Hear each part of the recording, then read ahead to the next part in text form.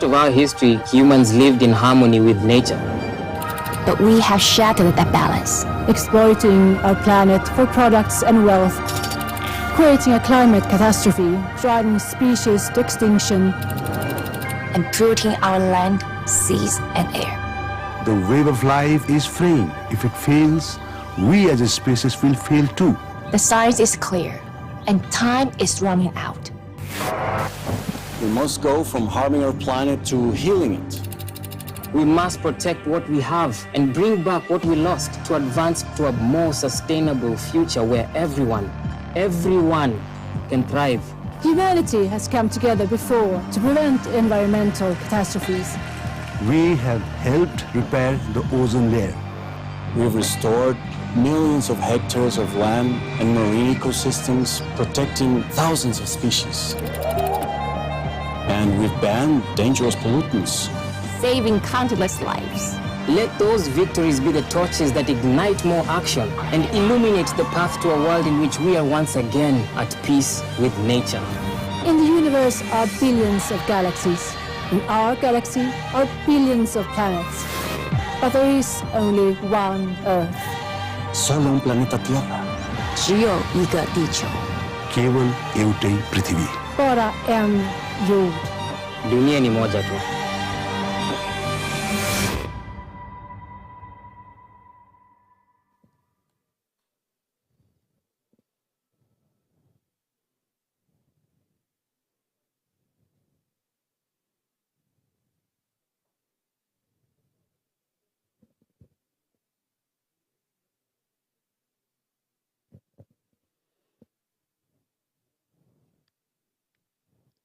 മുഖ്യ അതിഥികളെ വേദിയിലേക്ക് ക്ഷണിക്കുന്നു. ബഹുമാനപ്പെട്ട പ്രിൻസിപ്പൽ സെക്രട്ടറി പൊതുവിദ്യാഭ്യാസ വകുപ്പ് ശ്രീ APM മുഹമ്മദ് ഹനീഫ് സാറിനെ വേദിയിലേക്ക് ക്ഷണിക്കുന്നു. അതോടൊപ്പം ബഹുമാനപ്പെട്ട സ്പീക്കർ ശ്രീ MP രാജേഷ് അദ്ദേഹത്തെ ക്ഷണിക്കുന്നു. ബഹുമാനപ്പെട്ട റവന്യൂ ഭവന നിർമ്മാണം വകുപ്പ് മന്ത്രി ശ്രീ K രാജൻ അവർകളെ വേദിയിലേക്ക് ക്ഷണിക്കുന്നു. ബഹുമാനപ്പെട്ട doctor B Sandhya Director General, Kerala Fire and Rescue Services, അദ്ദേഹത്തെ ക്ഷണിക്കുന്നു. Shrimati ഹ്യൂൻ ഹീബാൻ, Chief Social Policy UNICEF India, വേദിയിലേക്ക് ക്ഷണിക്കുകയാണ്. ബഹുമാനപ്പെട്ട Shrimati Kavitha Unnithan, Secretary in Charge, Kerala Niyamasabha, ബഹുമാന പുരസ്കരം വേദിയിലേക്ക് ക്ഷണിക്കുന്നു.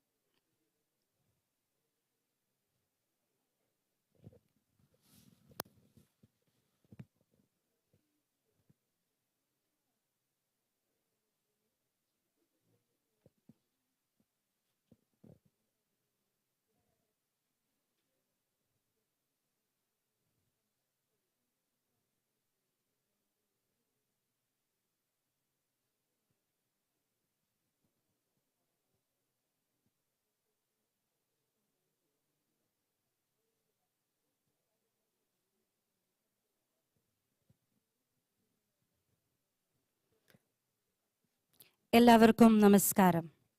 കേരള നിയമസഭയുടെ മീഡിയ ആൻഡ് പാർലമെന്ററി സ്റ്റഡീസ് വിഭാഗമായ KLAMSും യൂണിസെഫും സംയുക്തമായി സംഘടിപ്പിക്കുന്ന climate assembly for children and youth Kerala 2022 ഏവർക്കും സ്വാഗതം.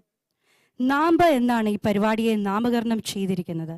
നാമ്പ് or sprout means to grow, to spring up and come forth. അതായത് കാലാവസ്ഥാ വ്യതിയാനം മൂലമുള്ള പ്രശ്നങ്ങൾ നേരിടുന്നതിനുള്ള പരിശ്രമങ്ങൾ വലിയ രീതിയിൽ വളർന്നു വികസിക്കുന്നതിലേക്കുള്ള ആദ്യ ചുവടുവയ്പ്പാണ് ഈ പരിപാടി. As a part of the World Environmental Day, the Kerala Legislative Assembly Media and Parliamentary Studies, KLAMS, and UNICEF jointly organized this conference named NAMB on children and young peoples as simply for climate action. We welcome all of you to this function. Students from various schools and colleges across Kerala is participating in the assembly. 2021 UNICEF Regional Office for South Asia, Orissa, Bihar എന്നീ സംസ്ഥാനങ്ങളെ ഉൾക്കൊള്ളിച്ചുകൊണ്ട് The Heat is On Towards a Climate Resilient Education System in India എന്ന പേരിൽ ഒരു പഠനം നടത്തി. സ്കൂളുകളിൽ കാലാവസ്ഥാ വ്യതിയാന പാഠ്യപദ്ധതി രൂപീകരിക്കുക, ഇന്റർ മിനിസ്റ്റീരിയൽ ഇന്റർ ഡിപ്പാർട്ട്മെന്റ് സഹകരണത്തോടെ ഒരു പങ്കാളിത്ത പ്ലാറ്റ്ഫോം വികസിപ്പിക്കുക എന്നിവ ഈ പഠനം ശുപാർശ ചെയ്തിരുന്നു. ഇതിൻ്റെയൊക്കെ ഭാഗമായി കുട്ടികൾ, യുവജനങ്ങൾ എന്നിവർക്കിടയിൽ കാലാവസ്ഥ വ്യതിയാനം സൃഷ്ടിക്കുന്ന പ്രശ്നങ്ങൾ സംബന്ധിച്ച് സംവാദവും തുടർ പ്രവർത്തനങ്ങളും അനിവാര്യമാണ്. പൊതുവിദ്യാഭ്യാസ വകുപ്പ്, പരിസ്ഥിതി വനം വകുപ്പ്, Kerala disaster management authority institute four climate change studies, വിവിധ സന്നദ്ധ സംഘടനകൾ എന്നിവയുടെ സഹായത്തോടെയാണ് ഈ സമ്മേളനം സംഘടിപ്പിച്ചിരിക്കുന്നത്. എല്ലാ ജില്ലകളിൽ നിന്നും തെരഞ്ഞെടുത്ത കുട്ടികളും യുവജനങ്ങളുമാണ് ഈ സമ്മേളനത്തിൽ പങ്കെടുക്കുവാൻ എത്തിയിരിക്കുന്നത്. ഈ സമ്മേളനത്തിൽ പങ്കെടുക്കുന്നവരെ സ്വാഗതം ചെയ്യുന്നതിനും ആമുഖ പ്രസംഗത്തിനുമായി ബഹുമാനപ്പെട്ട പൊതുവിദ്യാഭ്യാസ വകുപ്പ് principal secretary Shri APM Muhammad ഹനീഷിനെ ആദരപൂർവ്വം ക്ഷണിക്കുന്നു.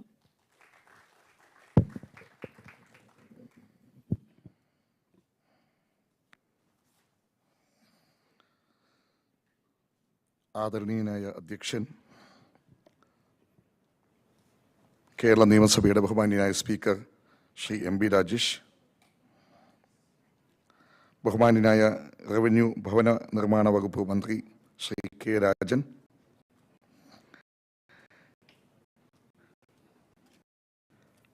Chief of the Social Policy Units of India, Mrs. Hyunki Ban, Kerala Fire and Rescue Services Director General Dr. B. Sandhya, Shrimati Kavitha Unnithan, ഇവിടെ സന്നിഹിതരായിരിക്കുന്ന മറ്റു വിശിഷ്ട വ്യക്തിത്വങ്ങളെ, നമ്മോടൊപ്പം ഈ പരിപാടിയിൽ പങ്കുചേരുന്ന ഉദ്ഘാടന പ്രസംഗകൻ ബഹുമാന്യനായ കേരളത്തിൻ്റെ ഗവർണർ ശ്രീ ആരിഫ് മുഹമ്മദ് ഖാൻ, സന്ദേശം നൽകുന്ന ബഹുമാനപ്പെട്ട മുഖ്യമന്ത്രി ശ്രീ പിണറായി വിജയൻ, ഇവിടെ സന്നിഹിതരായിരിക്കുന്ന പ്രിയപ്പെട്ട വിദ്യാർത്ഥിനികളെ, രക്ഷാകർത്താക്കളെ, യൂണിസെഫ് പ്രവർത്തകരെ, വിദ്യാഭ്യാസ വകുപ്പിൻ്റെയും മറ്റു വകുപ്പുകളുടെയും ഉദ്യോഗസ്ഥ സുഹൃത്തുക്കളെ, സഹൃദയരെ, ലോക പരിസ്ഥിതി ദിനത്തോടനുബന്ധിച്ച് Kerala legislative assembly media and parliamentary studies വിഭാഗവും യൂണിസെഫും സംയുക്തമായി കാലാവസ്ഥാ വ്യതിയാനത്തെ സംബന്ധിച്ച് കുട്ടികൾക്കും യുവാക്കൾക്കും വേണ്ടി സംഘടിപ്പിച്ചിരിക്കുന്ന നാമ്പ് എന്ന നാമധേയം നൽകിയിരിക്കുന്ന പ്രത്യേക കാലാവസ്ഥാ അസംബ്ലിയാണ് ഇന്നിവിടെ നടക്കുന്നത്. ഏറെ ശ്രദ്ധേയമായ ഈ പരിപാടിയിൽ സംസ്ഥാനത്തെ വിവിധ സ്കൂളുകളിൽ നിന്നും കലാലയങ്ങളിൽ നിന്നും തിരഞ്ഞെടുക്കപ്പെട്ട കുട്ടികളും യുവാക്കളും പങ്കെടുക്കുന്നുണ്ട് എന്നത് സന്തോഷം നൽകുന്ന കാര്യമാണ്. ഇന്ന് നമ്മുടെ ഉദ്ഘാടന ചടങ്ങ് കഴിഞ്ഞാൽ പിന്നെ സാങ്കേതികമായിട്ടുള്ള 3 സെഷനുകൾ ഉൾപ്പെടുത്തിക്കൊണ്ടാണ് ഇന്നത്തെ പരിപാടി ആസൂത്രണം ചെയ്തിരിക്കുന്നത്. യൂണിസെഫും കേരളവും തമ്മിലുള്ള ബന്ധം, വിദ്യാഭ്യാസ വകുപ്പും തമ്മിലുള്ള ബന്ധം വളരെ വിപുലമായ രീതിയിലാണ്. ധാരാളം കാര്യങ്ങളിൽ കേരളത്തിലെ വിദ്യാഭ്യാസ വകുപ്പും അതുപോലെ തന്നെ മറ്റുള്ള ഡിസാസ്റ്റർ മാനേജ്മെൻറ്റ് ഡിപ്പാർട്ട്മെൻറ്റും എല്ലാം ചേർത്തുകൊണ്ട് യൂണിസെഫ് പ്രവർത്തിച്ചിട്ടുണ്ട്. അത് കൂടുതലായിട്ട് കുട്ടികളിലേക്ക് വളരെ വ്യക്തമായിട്ടുള്ള ലോകത്തെ സംബന്ധിച്ചും ആഗോളതാപനത്തെ സംബന്ധിച്ച്, പ്രകൃതിയിൽ ഉണ്ടാകുന്ന പ്രതിഭാസങ്ങളെ സംബന്ധിച്ച് എല്ലാം തന്നെ വ്യക്തമായിട്ടുള്ള അവബോധം വളർത്തിയെടുക്കുവാനും അതോടൊപ്പം തന്നെ കുട്ടികളിൽ കൂടുതൽ സ്കിൽ സെറ്റ്സ് ഉണ്ടാക്കിയെടുക്കുവാനും വേണ്ടി ഐക്യരാഷ്ട്രസഭയുടെ സവിശേഷ സ്വഭാവമുള്ള ഉപസംഘടനയായ യൂണിസെഫ് നടത്തുന്ന ശ്രമങ്ങൾ ശ്ലാഘനീയമാണ്. അത് തീർച്ചയായിട്ടും സംസ്ഥാന സർക്കാരിൻ്റെ വിവിധ വിഭാഗങ്ങൾ എക്കാലവും പിന്തുണച്ചിട്ടുമുണ്ട്. The services that have been rendered by UNICEF with regard to the enhancement of the qualitative skills of the students of Kerala, and also about the ways and means by which the various threats and the crises facing this world are being highlighted, and in that sense it becomes a part and an absolute integral part of the curriculum of the students of the state. By the time you march out of the schools at the age of 17, you have to be endowed with the life skills as well as an absolute profound awareness about what this world is all about and what are the challenges facing this world and how do we cope with these challenges. In this regard, I would definitely salute UNICEF for all the good works and the kind of yeoman service that has been rendered to the state through the various organs of the state. Thank you very much, UNICEF. ഇവിടെ നമ്മുടെ പരിപാടി ഉദ്ഘാടനം ചെയ്യുന്നത് ബഹുമാനപ്പെട്ട കേരളത്തിൻ്റെ ഗവർണറും വളരെ സജീവമായ രീതിയിൽ എല്ലാ വിഷയങ്ങളിലും കേരളത്തെ എല്ലാ അർത്ഥത്തിലുള്ള ദിശാബോധം നൽകുന്നതിലും എല്ലാം തന്നെ തീർച്ചയായിട്ടും നമുക്ക് ഏറെ അഭിമാനിക്കാവുന്ന തരത്തിലുള്ള ഇടപെടലുകൾ നടത്തുകയും ചെയ്യുന്ന ബഹുമാനപ്പെട്ട കേരള ഗവർണർ ശ്രീ ആരിഫ് മുഹമ്മദ് ഖാൻ അവർകളാണ്. അദ്ദേഹത്തെ സ്വാഗതം ചെയ്തുകൊള്ളുന്നു. നമുക്ക് സന്ദേശം നൽകുന്നത് കേരളത്തിലെ പ്രിയങ്കരനായ മുഖ്യമന്ത്രി ശ്രീ പിണറായി വിജയൻ അവർകളാണ്. വിദ്യാഭ്യാസ സംബന്ധിയായ വിഷയങ്ങളിൽ കുട്ടികളുടെ പഠനത്തിൻ്റെ കാര്യത്തിൽ കരിക്കുലത്തിൻ്റെ ചട്ടക്കൂട് ഉണ്ടാക്കുന്ന കാര്യത്തിൽ പോലും പലപ്പോഴും വ്യക്തമായിട്ടുള്ള സ്വന്തമായ അഭിപ്രായങ്ങൾ രേഖപ്പെടുത്തുകയും ഞങ്ങളെ നയിക്കുകയും ചെയ്യുന്ന ബഹുമാനപ്പെട്ട കേരളത്തിൻ്റെ മുഖ്യമന്ത്രി ശ്രീ പിണറായി വിജയൻ അവർകളെ സ്വാഗതം ചെയ്തുകൊള്ളുന്നു.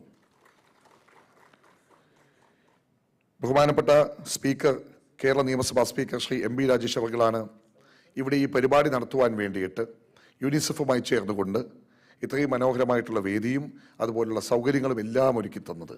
എന്ന് മാത്രമല്ല, ഒരു സംസ്ഥാനത്തിൻ്റെ നിയമസഭ ഇത്രയും കാലിക പ്രസക്തിയുള്ള ഒരു വിഷയത്തെ സംബന്ധിച്ച് അന്താരാഷ്ട്ര തലത്തിലുള്ള പരമോന്നത സംഘടനയുമായി കൈകോർക്കുമ്പോൾ സ്വാഭാവികമായിട്ടും ആ സന്ദേശത്തിന് എല്ലാ അർത്ഥത്തിലും ഉള്ള ഉജ്ജ്വലത കൈവരിക്കുന്നു. അതിനെല്ലാം നന്ദി രേഖപ്പെടുത്തിക്കൊണ്ട് ബഹുമാനപ്പെട്ട അധ്യക്ഷൻ ശ്രീ എം പി രാജേഷ് അവർകളെ സ്വാഗതം ചെയ്തുകൊള്ളുന്നു.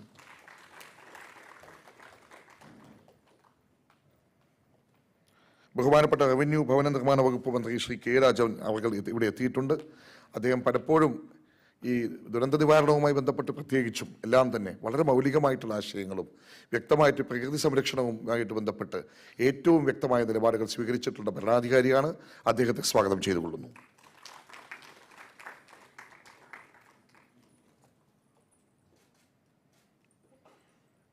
We have with us a distinguished personality on the dais, Mrs. Hyun Ki Ban, Chief of the Social Policy, UNICEF India. I welcome you, Madam.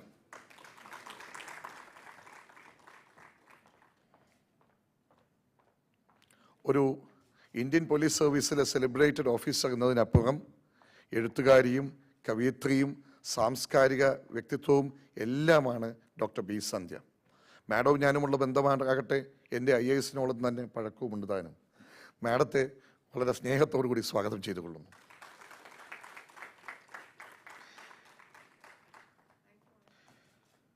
Kerala നിയമസഭയുടെ സെക്രട്ടറി ഇൻചാർജ് ശ്രീമതി കവിത ഉണ്ണിത്താനാണ് നമുക്ക് എല്ലാവിധ സൗകര്യങ്ങളും ഇന്നിവിടെ ഒരുക്കിയിരിക്കുന്നത്.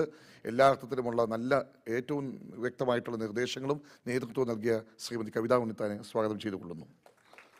ഇവിടെ സന്നിഹിതരായിരിക്കുന്ന യുനിസെഫ് പ്രതിനിധികൾ മിസസ് അഖില ആൻഡ് അതേഴ്സ്, ഇവിടെ വന്നിട്ടുള്ള senior officers, to name two we have mister G Balagopal, former IAS officer for the West Bengal cadre and formerly part of the UNICEF, who is here.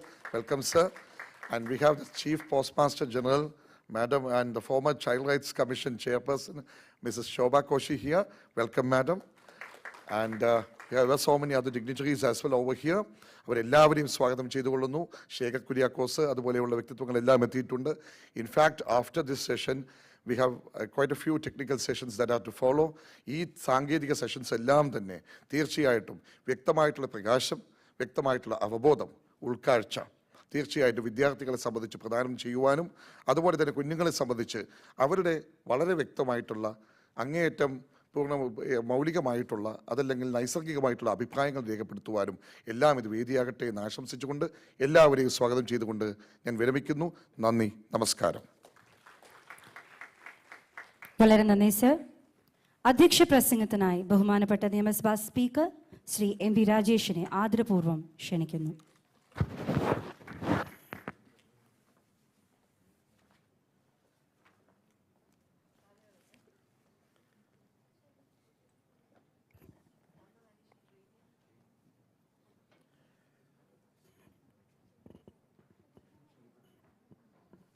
ഈ കാലാവസ്ഥാ അസംബ്ലി ഉദ്ഘാടനം ചെയ്യുന്ന ആദരണീയനായ Kerala governor Shri Arif Muhammad Khan, സന്ദേശം നൽകുന്ന ബഹുമാന്യനായ കേരള മുഖ്യമന്ത്രി ശ്രീ പിണറായി വിജയൻ, സന്ദേശം നൽകാൻ ഇവിടെ നേരിട്ടെത്തിച്ചേർന്നിട്ടുള്ള ബഹുമാന്യനായ റവന്യൂ ഭവന നിർമ്മാണ വകുപ്പ് മന്ത്രി Shri K Rajan, doctor B Sandhya, UNICEF social policy chief Shrimati Hyun Hee Ban, സ്വാഗതം ആശംസിച്ച ശ്രീ പി എം മുഹമ്മദ് ഹനീഷ്, നിയമസഭാ സെക്രട്ടറി ഇൻചാർജ് ശ്രീമതി കവിത ഉണ്ണിത്താൻ, വേദിയിലും സദസ്സിലുമുള്ള ബഹുമാന്യരെ, പ്രിയപ്പെട്ടവരെ, ലോക പരിസ്ഥിതി ദിനത്തോടനുബന്ധിച്ച് കേരള നിയമസഭയുടെ സ്ഥാപനമായ, കേരള നിയമസഭയുടെ ഏജൻസിയായ KLAMS, Kerala legislative assembly media and parliamentary studies, KLAMSും യുനിസെഫും സംയുക്തമായി കാലാവസ്ഥാ വ്യതിയാനത്തെ സംബന്ധിച്ച് കാലാവസ്ഥാ അസംബ്ലി എന്ന പേരിൽ കുട്ടികളെ പങ്കെടുപ്പിച്ചുകൊണ്ടുള്ള ഒരു പരിപാടി നടത്തുകയാണ്. ഈ പരിപാടിയുടെ ഉദ്ദേശത്തെക്കുറിച്ച് ഹ്രസ്വമായാണെങ്കിലും സ്വാഗത പ്രസംഗത്തിൽ പറഞ്ഞു. ഉദ്ഘാടന പ്രസംഗവും ബഹുമാന്യനായ മുഖ്യമന്ത്രിയുടെ സന്ദേശവുമെല്ലാം വരാനിരിക്കുകയാണ്. വളരെ ഹ്രസ്വമായൊരു അധ്യക്ഷ പ്രസംഗം മാത്രമേ നടത്താൻ ഉദ്ദേശിക്കുന്നുള്ളൂ. ഇത് പ്രധാനമായും നമ്മുടെ വരും തലമുറയുമായിട്ടുള്ള ഒരു സംവാദമാണ്, ആശയവിനിമയമാണ്. അതിൽ കേരള നിയമസഭയ്ക്ക് യുനിസെഫുമായി ചേർന്ന് ഇങ്ങനൊരു പരിപാടിക്ക് നേതൃത്വം കൊടുക്കാൻ കഴിയുന്നതിൽ അതിയായ സന്തോഷവും അഭിമാനവുമുണ്ട്. നിയമസഭയും യുനിസെഫുമായിട്ടുള്ള ബന്ധം പുതിയതല്ല, ദീർഘമായൊരു ബന്ധം യുനിസെഫുമായിട്ടുണ്ട്. ഇതിനു മുമ്പും യുനിസെഫുമായി ചേർന്ന് കേരള നിയമസഭ പരിപാടികൾ സംഘടിപ്പിച്ചിട്ടുണ്ട്. എന്നാൽ ഇതുവരെ നടത്തിയ പരിപാടികളിൽ നിന്നെല്ലാം വ്യത്യസ്തമായ ഒന്നാണ്. ഭാവിയിലേക്കുള്ള, വരും തലമുറയെ മുൻനിർത്തിക്കൊണ്ടുള്ള ഒരു പാരിസ്ഥിതിക അജണ്ട രൂപീകരിക്കുന്നതിൻ്റെ ചെറിയ തുടക്കമാകും ഈ പരിപാടി എന്നാണ് ഞാൻ പ്രതീക്ഷിക്കുന്നത്. ഈ പരിപാടി എന്ന ആശയം, ഇതുപോലൊരു ആശയം, കാലാവസ്ഥാ അസംബ്ലി എന്നൊരാശയം ഉണ്ടാവുന്നത് യുനിസെഫിൻ്റെ സോഷ്യൽ പോളിസി ചീഫ് ബഹുമാന്യയായ ശ്രീമതി ഹ്യൂൻ ഹി ബാൻ ഏതാനും മാസം മുമ്പ് തിരുവനന്തപുരം സന്ദർശിച്ചപ്പോൾ ഇവിടെ നിയമസഭയിലെത്തിയിരുന്നു. ഹ്യൂൻ ഹി ബാനിൻ്റെ നേതൃത്വത്തിലുള്ള ഒരു പ്രതിനിധി സംഘവും ഇവിടെ ഉണ്ടായിരുന്നു. അവരുമായി നടത്തിയ ചർച്ചകളിൽ നിന്നാണ് ഇങ്ങനൊരു പരിപാടിയെക്കുറിച്ചുള്ള ആശയം വന്നത്. So this innovative program is the result of your first visit to Trivandrum and the discussions between us. So I am very happy and thankful to UNICEF that within few months itself we could materialize this program and organize this event with the participation of various sections of students. We have tried to make it inclusive. എല്ലാ വിഭാഗം കുട്ടികളെയും ഇതിൽ ഉൾപ്പെടുത്തുന്നുണ്ട്. സർക്കാർ സ്കൂളുകളിൽ നിന്നുള്ള കുട്ടികളുണ്ട്, മറ്റ് സ്കൂളുകളിൽ നിന്നുള്ള കുട്ടികളും അതിൽ പങ്കെടുക്കുന്നുണ്ട്, ഭിന്നശേഷി വിഭാഗത്തിൽപ്പെട്ടവരുണ്ട്, ദുർബല വിഭാഗങ്ങളിൽ നിന്നുള്ള ട്രൈബൽ കുട്ടികളുണ്ട്, എല്ലാ വിഭാഗത്തു നിന്നുള്ള കുട്ടികളെ ഇതിൽ ഉൾപ്പെടുത്തിയിട്ടുണ്ട്. ഇങ്ങനൊരു പരിപാടിയെക്കുറിച്ചുള്ള ആശയം മുന്നോട്ട് വെച്ചപ്പോൾ തന്നെ വലിയ പ്രതികരണമാണ് ഇതിന് ലഭിച്ചത്. DGP ശ്രീമതി ബി സന്ധ്യ ഈ വേദിയിലുണ്ട്. വളരെ വിലപ്പെട്ട നിർദ്ദേശങ്ങൾ പത്രത്തിൽ ഈ പരിപാടിയെക്കുറിച്ച് വായിച്ചപ്പോൾ ഞങ്ങളുടെ മുമ്പിൽ വളരെ പ്രധാനപ്പെട്ട ചില നിർദ്ദേശങ്ങൾ നൽകുകയുണ്ടായി, മുന്നോട്ട് വയ്ക്കുകയുണ്ടായി, സജഷൻസ് മുന്നോട്ട് വയ്ക്കുകയുണ്ടായി. അങ്ങനെ എല്ലാ കോണുകളിൽ നിന്നും പ്രതീക്ഷിച്ചതിനേക്കാൾ വലിയ പിന്തുണയാണ് ഈ പരിപാടിക്ക് കിട്ടിയത്. ഞാൻ കാലാവസ്ഥാ വ്യതിയാനത്തിൻ്റെ പ്രാധാന്യത്തെക്കുറിച്ച്, അതിനെ നേരിടാനുള്ള പരിപാടി ആവിഷ്കരിക്കേണ്ടതിൻ്റെ പ്രാധാന്യത്തെക്കുറിച്ചൊന്നും വിശദമായിട്ട് പ്രസംഗിക്കുന്നില്ല. അതെല്ലാം തുടർന്നുള്ള പ്രസംഗങ്ങളിൽ മാത്രമല്ല അതിനുശേഷം നടക്കുന്ന സെഷനുകളിലെല്ലാം നമ്മൾ വിശദമായി ചർച്ച ചെയ്യാൻ പോകുന്ന ഒരു കാര്യമാണ്. ഒരു കാര്യത്തിൽ സംശയം വേണ്ട, നമ്മുടെ ഭൂമി ഇന്ന് നേരിടുന്ന കാലാവസ്ഥ വ്യതിയാനത്തിൻ്റെയും അതിന് കാരണമാവുന്ന ആഗോളതാപനത്തിൻ്റെയും വെല്ലുവിളികളെക്കുറിച്ച് ഒരുപക്ഷെ ഏറ്റവും സെൻസിറ്റീവായിട്ട് പ്രതികരിക്കുന്നൊരു വിഭാഗം കുട്ടികളും ചെറുപ്പക്കാരും കൗമാരക്കാരുമാണ്. ലോകത്തിൻ്റെ തന്നെ ശ്രദ്ധ ഇതിലേക്ക് ആകർഷിച്ചത്, അല്ലെങ്കിൽ ലോക നേതാക്കളെ തന്നെ കുലുക്കി ഉണർത്തിയത് ഗ്രേറ്റ ടൺബർഗിനെ പോലുള്ള 16-17 വയസ്സുള്ള കുട്ടികളാണ് എന്നുള്ളത് പ്രധാനമാണ്. പ്രസംഗങ്ങളല്ല, പ്രവൃത്തിയാണ് ആവശ്യം എന്ന ഒരു 16-കാരി പെൺകുട്ടിയുടെ ശബ്ദം ലോകത്തിൻ്റെ മുമ്പിൽ മുഴങ്ങിയത് നമ്മളെല്ലാം ഓർക്കുന്ന കാര്യമാണ്. കുട്ടികൾക്കാണ് കാര്യത്തിൽ കൂടുതൽ നിഷ്കർഷയുമുള്ളത്. അതുകൊണ്ട് അവരുമായിട്ട് ഉള്ളൊരു സംവാദം, അവരുടെ ഒരു മുൻകൈ ഉറപ്പാക്കുക എന്നത് പ്രധാനമാണ്. സ്കൂളുകളിൽ നിന്ന് തന്നെ എങ്ങനെ തുടങ്ങാം, എങ്ങനെ മികച്ച ചില മാതൃകകൾ നമുക്ക് സൃഷ്ടിക്കാം, അതിനെക്കുറിച്ചെല്ലാമുള്ള അന്വേഷണം ഈ കാലാവസ്ഥാ അസംബ്ലിയിൽ നടക്കും എന്നാണ് ഞാൻ പ്രതീക്ഷിക്കുന്നത്. പുതിയ തലമുറയിലാണ് പ്രധാനമായിട്ടും ഭൂമിയെക്കുറിച്ച്, പരിസ്ഥിതി സംരക്ഷിക്കേണ്ടതിനെക്കുറിച്ചുള്ള ബോധം നമുക്ക് വളർത്തിയെടുക്കാൻ കഴിയുക. കാരണം മുൻവിധികളില്ലാത്തൊരു തലമുറയാണ്. കുറെ കൂടി തുറന്ന സമീപനമാണ് പുതിയ തലമുറയ്ക്കുള്ളത്. കാര്യങ്ങൾ എളുപ്പത്തിൽ അവർക്ക് മനസ്സിലാക്കാൻ കഴിയും. അതിൻ്റെ ഗൗരവവും സങ്കീർണതയുമെല്ലാം വേഗത്തിൽ മനസ്സിലാക്കാൻ കഴിയുന്ന സെൻസിറ്റീവായിട്ടൊരു തലമുറയാണ് നമ്മുടെ പുതിയ തലമുറ. ഭൂമിയുടെ ഉടമസ്ഥരല്ല ഇപ്പോൾ അധിവസിക്കുന്നവർ എന്നും നാം ഈ ഭൂമിയെ പരിപാലിക്കുകയും കൂടുതൽ മെച്ചപ്പെട്ട നിലയിൽ വരും തലമുറകൾക്ക് കൈമാറാൻ ചുമതലയുള്ളവരാണ് എന്നും പറഞ്ഞ കാൾ മാർക്സിൻ്റെ വാക്കുകൾ ചരിത്രത്തിൽ വേണ്ടത്ര ശ്രദ്ധിക്കപ്പെടാതെ പോയിട്ടുള്ളതാണ്. ഭൂമിയിലുള്ള എല്ലാ മനുഷ്യരുടെയും ആവശ്യത്തിനുള്ളത് ഇവിടെയുണ്ട് എന്നും ആർത്തിക്കുള്ളതില്ല എന്നും ഓർമ്മിപ്പിച്ച ഗാന്ധിയെയും നാം ഈ സന്ദർഭത്തിൽ വീണ്ടും വീണ്ടും ഓർക്കേണ്ടതുണ്ട്.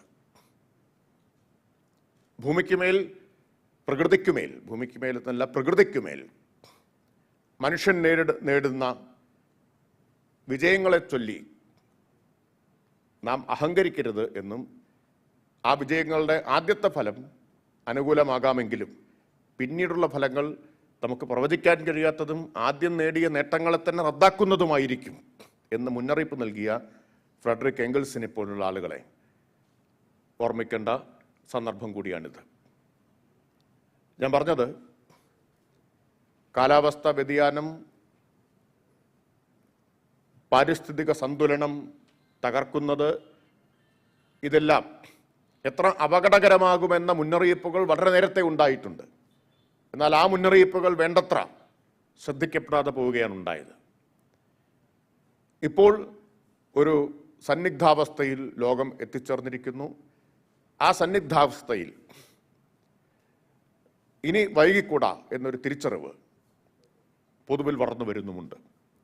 അതിന് നേതൃത്വം കൊടുക്കാൻ ഐക്യരാഷ്ട്ര സംഘടനയും അവരുടെ നേതൃത്വത്തിലുള്ള വിവിധ ഏജൻസികളും പ്രവർത്തിച്ചുകൊണ്ടിരിക്കുകയാണ്. അതിലേറ്റവും ശ്രദ്ധേയമായ പങ്കുവഹിക്കുന്ന, നേതൃത്വപരമായ പങ്കുവഹിക്കുന്ന ഒരു ഏജൻസിയാണ് യുനിസെഫ്. ഐക്യരാഷ്ട്ര സംഘടനയുടെ നേതൃത്വത്തിൽ കാലാവസ്ഥാ വ്യതിയാനത്തെക്കുറിച്ചുള്ള ബോധവൽക്കരണത്തിന് മാത്രമല്ല നടപടികൾക്കുമായി ധാരാളം മുൻകൈകൾ അടുത്ത കാലത്തുണ്ടായിട്ടുണ്ട്. UNFCCയുടെ ഏറ്റവും ഒടുവിലത്തെ പ്രവചനം കാലാവസ്ഥാ വ്യതിയാനം എത്ര മാരകമായ ഭവിഷ്യത്തുകൾ ഉണ്ടാക്കും എന്നുള്ള പ്രവചനം വന്നു കഴിഞ്ഞത് ഏതാനും മാസങ്ങൾക്ക് മുമ്പാണ്. അപ്പോൾ ധാരാളം പഠനങ്ങൾ ഇപ്പോൾ നടക്കുന്നു, മുന്നറിയിപ്പുകൾ ഉണ്ടായിക്കൊണ്ടിരിക്കുന്നു, ഒപ്പം നടപടികളിലേക്കും പ്രവേശിച്ചിട്ടുണ്ട്. ഇപ്പോൾ ഐക്യരാഷ്ട്ര സംഘടനയുടെ തന്നെ SDG സസ്റ്റൈനബിൾ ഡെവലപ്മെൻറ്റ് ഗോൾസ്, SDGയുടെ പ്രധാനപ്പെട്ട ലക്ഷ്യങ്ങളിലൊന്ന് കാലാവസ്ഥാ വ്യതിയാനത്തിൻ്റെ ആഘാതങ്ങളെ ലഘൂകരിക്കുക എന്നുള്ളതാണ്. അതിനുള്ള സെൻഡായി പ്രഖ്യാപനം ഇതെല്ലാം നമ്മുടെ മുമ്പിലുണ്ട്.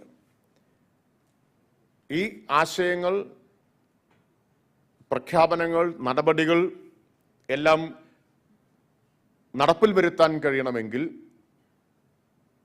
നമ്മുടെ മനുഷ്യരാശിയെ മുഴുവൻ അതിനുവേണ്ടി അണിനിരത്താൻ കഴിയണം. സർക്കാരുകൾ മാത്രമല്ല, സർക്കാരുകൾക്കൊപ്പം വിവിധ ഏജൻസികൾ, സംഘടനകൾ എല്ലാവരുടെയും കൂട്ടായിട്ടുള്ള പ്രവർത്തനമാണ് ഇന്ന് ആവശ്യമായിട്ടുള്ളത്. സർക്കാരുകൾ എന്ന് പറയുമ്പോൾ കേന്ദ്ര സംസ്ഥാന സർക്കാർ മാത്രമല്ല, പ്രാദേശിക സർക്കാരുകൾക്ക് ഇതിൽ പ്രധാനപ്പെട്ട പങ്കുണ്ട്. ഓരോ പ്രദേശത്തും ഇതുമായി ബന്ധപ്പെട്ടിട്ടുള്ള പ്രവർത്തനങ്ങൾ സംഘടിപ്പിക്കാൻ കഴിയേണ്ടതാണ്. ഇപ്പോൾ കാർബൺ എമിഷൻ കുറയ്ക്കുന്നതിനുള്ള, അതുപോലെ പരിസ്ഥിതി സന്തുലനം ഉറപ്പാക്കുന്നതിനുള്ള പ്രവർത്തനങ്ങളും പ്രാദേശിക മാതൃകകളും ധാരാളം നമുക്ക് സൃഷ്ടിക്കാൻ കഴിയും. അത്തരം ചില ശ്രദ്ധേയ ചുവടുവെപ്പുകൾ നമ്മുടെ നാട്ടിൽ തന്നെ നടന്നിട്ടുമുണ്ട്, കേരളത്തിൽ തന്നെ നടന്നിട്ടുണ്ട്. ഞാൻ ഓരോന്നും ഇപ്പോൾ പറയാൻ ഈ സമയം അതിനുവേണ്ടി വിനിയോഗിക്കുന്നില്ല. അപ്പം അങ്ങനെ പുതിയ ആശയങ്ങൾ ധാരാളം, പുതിയ മാതൃകകൾ ധാരാളം സൃഷ്ടിക്കാൻ കഴിയണമെങ്കിൽ കേന്ദ്ര സംസ്ഥാന സർക്കാരുകൾക്ക് പുറമെ പ്രാദേശിക സർക്കാരുകൾ, പ്രാദേശികമായ കൂട്ടായ്മകൾ ഇവരെയെല്ലാം അണിനിരത്തണം. അതിനെല്ലാം ലക്ഷ്യം വയ്ക്കുന്ന ഒരു പരിപാടിയായിട്ടാണ് ഈ കാലാവസ്ഥാ അസംബ്ലിയെ വിഭാവനം ചെയ്യുന്നത്. കുട്ടികൾക്ക് വേണ്ടിയിട്ടുള്ള ഈ കാലാവസ്ഥാ അസംബ്ലി വളരെ ശ്രദ്ധേയമായിട്ടുള്ള പുതിയ ചുവടുവെപ്പുകളിലേക്ക് നയിക്കും എന്ന് പ്രതീക്ഷിച്ചുകൊണ്ട് ഇതിൽ പങ്കെടുക്കുന്ന എല്ലാവരെയും സ്നേഹപൂർവ്വം, എല്ലാ കുട്ടികളെയും, കേരളത്തിൻ്റെ വിവിധ ഭാഗങ്ങളിൽ നിന്ന് തിരഞ്ഞെടുക്കപ്പെട്ടിട്ടുള്ളവർ പലതരത്തിൽ മത്സരങ്ങളിലൂടെ കടന്നു വന്നവരാണ്. ക്വിസ് മത്സരത്തിലൂടെ, മൊബൈൽ ഫോട്ടോഗ്രാഫി മത്സരത്തിലൂടെയൊക്കെയാണ് കുട്ടികളെ തിരഞ്ഞെടുത്തിട്ടുള്ളത്. തിരഞ്ഞെടുക്കപ്പെട്ടു വന്നിട്ടുള്ള എല്ലാ കുട്ടികളെയും സ്നേഹപൂർവ്വം ഞാൻ അഭിവാദ്യം ചെയ്യുകയാണ്. വരും വർഷങ്ങളിൽ കൂടുതൽ തയ്യാറെടുപ്പോടെ, കൂടുതൽ വിപുലമായിട്ടുള്ള ഒരു പരിപാടി എന്ന നിലയിൽ നമുക്ക് സംഘടിപ്പിക്കാൻ കഴിയും എന്ന പ്രതീക്ഷ കൂടി പങ്കുവെച്ചുകൊണ്ട് ഞാൻ എൻ്റെ അധ്യക്ഷ പ്രസംഗം ചുരുക്കുന്നു. അഭിവാദ്യങ്ങൾ. Thank you sir. കേരള നിയമസഭയുടെ മീഡിയ ആൻഡ് പാർലമെന്ററി സ്റ്റഡീസ് വിഭാഗമായ KLAMSും യൂണിസെഫും സംയുക്തമായി സംഘടിപ്പിക്കുന്ന climate assembly for children and youth Kerala 2022 പരിപാടി ഉദ്ഘാടനം നിർവഹിക്കുന്നത് ബഹുമാനപ്പെട്ട കേരള ഗവർണർ ശ്രീ ആരിഫ് മുഹമ്മദ് ഖാനാണ്. അദ്ദേഹത്തിൻ്റെ ഉദ്ഘാടന പ്രസംഗം വീഡിയോയിലൂടെ നമുക്ക് ശ്രവിക്കാം. I am happy to inaugurate the Children and Youth Assembly for Climate Change titled NAMB, meaning Young Sprout, organized by Kerala Legislative Assembly and United Nations Children Fund, UNICEF. As we all know, a clean and healthy environment is the right of every child, and every effort should be made to make it a reality, especially at a time when global warming and climate change have become major concerns of the world community. We may recall that our Honorable Prime Minister Shri Narendra Modi ji has recently spelled out India's initiatives in tackling the problem of climate change by setting up International Solar Alliance and putting in place an ambitious national hydrogen mission. All of us are duty bound to contribute to India's initiatives in tackling climate change by putting forward ideas and action plans. In this context, Kerala has rightly initiated a coordinated action by organizing this conclave, which is all about the action that is required for us, by us, to protect ourselves and the generations to come. I am happy to see the active participation of youth and children in this conclave. They are eager to speak up and contribute ideas in their role as change makers to improve the quality of life ahead of them. Let me therefore congratulate all the youngsters who are gathered here to be the active advocates for affirmative action to control climate change in the state. Such action will be effective only when it creates clear knowledge about the ill effects of climate change in society. This conclave is also a step towards creating a more resilient Kerala, more aware and more prepared in mitigating damages from natural calamities. Our priority should be to reach out to the masses, create awareness and sensitize people for individual and institutional action. I am informed that this conclave has the support of the government, experts, international agencies, and non-governmental organizations. I hope that the support of the UNICEF will contribute to our work towards a healthier environment, which is essential for our survival and the development of humankind, especially children and women. I understand that several competitions are also being held as part of the conclave. My best wishes for the success of the Children and Youth Assembly for Climate Change. Loka Samasta Sukhino Bhavantu. Thank you. Jai Hind. Thank you, sir. അടുത്തതായി ബഹുമാനപ്പെട്ട മുഖ്യമന്ത്രി ശ്രീ പിണറായി വിജയൻ വീഡിയോയിലൂടെ നമുക്ക് സന്ദേശം നൽകുകയാണ്. ഇവർക്കും കാണാം.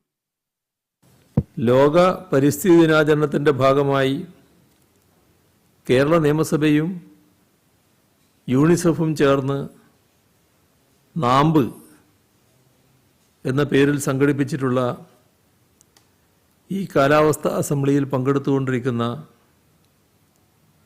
എല്ലാവരെയും ഹാർദമായി അഭിവാദ്യം ചെയ്യട്ടെ. ഇന്ന് ലോകമാകെ ചർച്ച ചെയ്യപ്പെടുന്ന ഏറ്റവും വലിയ പ്രതിസന്ധികളിൽ ഒന്നാണ് കാലാവസ്ഥാ വ്യതിയാനം. നമ്മുടെ സംസ്ഥാനത്തും ഇതിൻ്റെ ദൂഷ്യഫലങ്ങൾ ഏറെ ദൃശ്യമാണ്. ലഭിക്കുന്ന മഴയിലുള്ള മാറ്റം, താപനിലയിലെ വ്യതിയാനം, പ്രളയം, ഉരുൾപൊട്ടൽ തുടങ്ങിയവയിലെല്ലാം ഇതിൻ്റെ ഭാഗങ്ങൾ കാണാൻ കഴിയും. കാലാവസ്ഥാ വ്യതിയാനത്തിൻ്റെ ഭാഗമായാണ് ഇത്തരം കാര്യങ്ങളെല്ലാം സംഭവിക്കുന്നത്. ഈ പ്രശ്നം പരിഹരിക്കുന്നതിന് ശാസ്ത്രീയവും പാരിസ്ഥിതികവുമായ സമീപനമാണ് ആവശ്യം.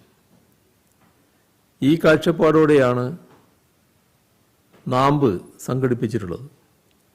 ഈ വർഷത്തെ ലോക പരിസ്ഥിതി ദിനാചരണത്തിൻ്റെ വിഷയം ഒരേയൊരു ഭൂമി എന്നതാണ്. അത് ഏറെ പ്രസക്തമായ ഒന്നാണ്.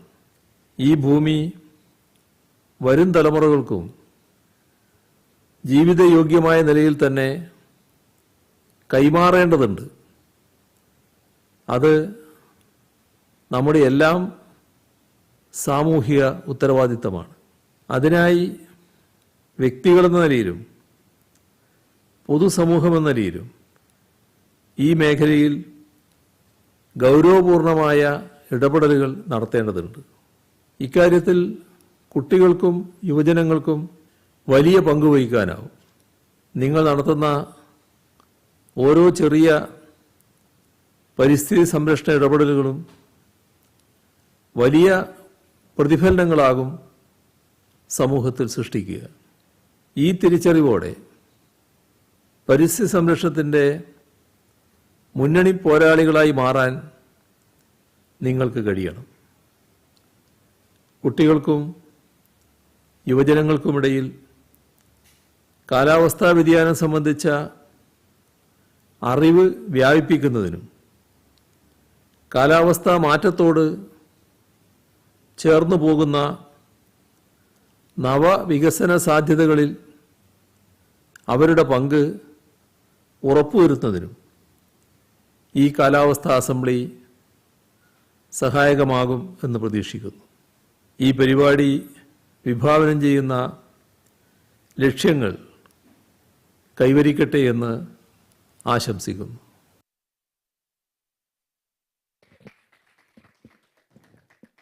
നന്ദി സർ.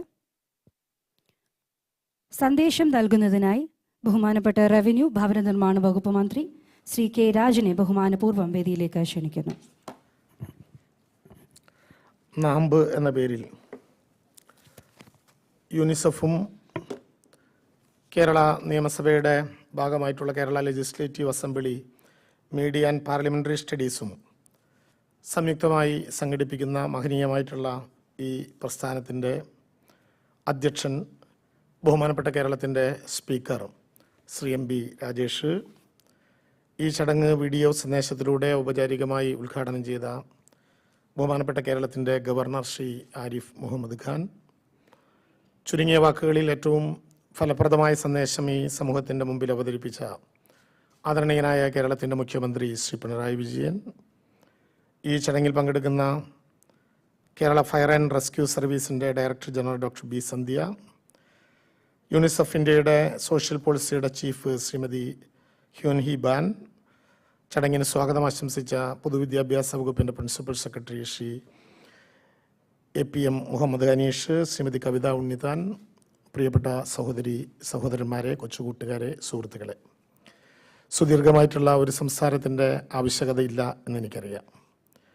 യുനിസെഫിൻ്റെ സഹായത്തോടെ 50 ആണ്ട് നാം പിന്നിടുന്ന പരിസ്ഥിതി ദിനാചരണത്തിൻ്റെ ഭാഗമായി ഇന്ന് കുട്ടികൾക്കും ചെറുപ്പക്കാർക്കും എല്ലാം പങ്കെടുക്കാൻ കഴിയുന്ന വിധത്തിൽ നാമ്പ് എന്ന പേരിൽ ഒരു വിദ്യാർത്ഥി യുവജന അസംബ്ലി ലോകവ്യാപകമായി സംഘടിപ്പിക്കുന്നതിൻ്റെ ഭാഗമായി ഇവിടെയും സംഘടിപ്പിക്കപ്പെട്ടിരിക്കുകയാണ്. യഥാർത്ഥത്തിൽ പരിസ്ഥിതിയെക്കുറിച്ച് അറിയുക മാത്രമല്ല, പാരിസ്ഥിതിക പ്രശ്നങ്ങളിൽ സജീവമായി ഇടപെടാൻ കഴിയുന്ന ഒരു തലമുറ തന്നെയാണ് ലോകത്തിൻ്റെ ഏറ്റവും പ്രധാനപ്പെട്ട സമ്പാദ്യം എന്ന കാര്യത്തിൽ നമുക്ക് യാതൊരു സംശയവുമില്ല. നേരത്തെ വിശദീകരിക്കപ്പെട്ടതുപോലെ വികസന സൂചികകളിലേറെ മുൻപന്തിയിൽ നിൽക്കുന്ന കേരളം പോലും വിവിധങ്ങളായ വിധത്തിലുള്ള പാരിസ്ഥിതിക ആഘാതങ്ങൾക്ക് വിധേയമാകുന്ന അപകടകരമായ ഒരു കാലത്തിൻ്റെ വർത്തമാന ദശാസന്ധിയിലാണ് നമ്മളെല്ലാവരും ജീവിക്കുന്നത്. ലോകത്തിൻ്റെ ഓസോൺ പാളിക്ക് വിള്ളലേറ്റു എന്നും ലോകത്തുണ്ടാകുന്ന കാലാവസ്ഥാ വ്യതിയാനം അപകടകരമായൊരു ദുരന്തമായി നാളെ നമുക്കിടയിലേക്ക് പാഞ്ഞെത്തുമെന്നും പ്രഖ്യാപിക്കപ്പെട്ടിരുന്ന ഒരു കാലത്ത് അത് കേവലം അസദ്ധജടിലങ്ങളായിട്ടുള്ള പ്രവചനങ്ങൾ മാത്രമായി കരുതിയിരുന്ന മനുഷ്യൻ്റെ മുമ്പിലേക്ക് ദുരന്തത്തിൻ്റെ തീമഴകൾ പ്രവചനങ്ങൾക്കതീതമായി പെയ്തുകൊണ്ടിരിക്കുകയാണ്.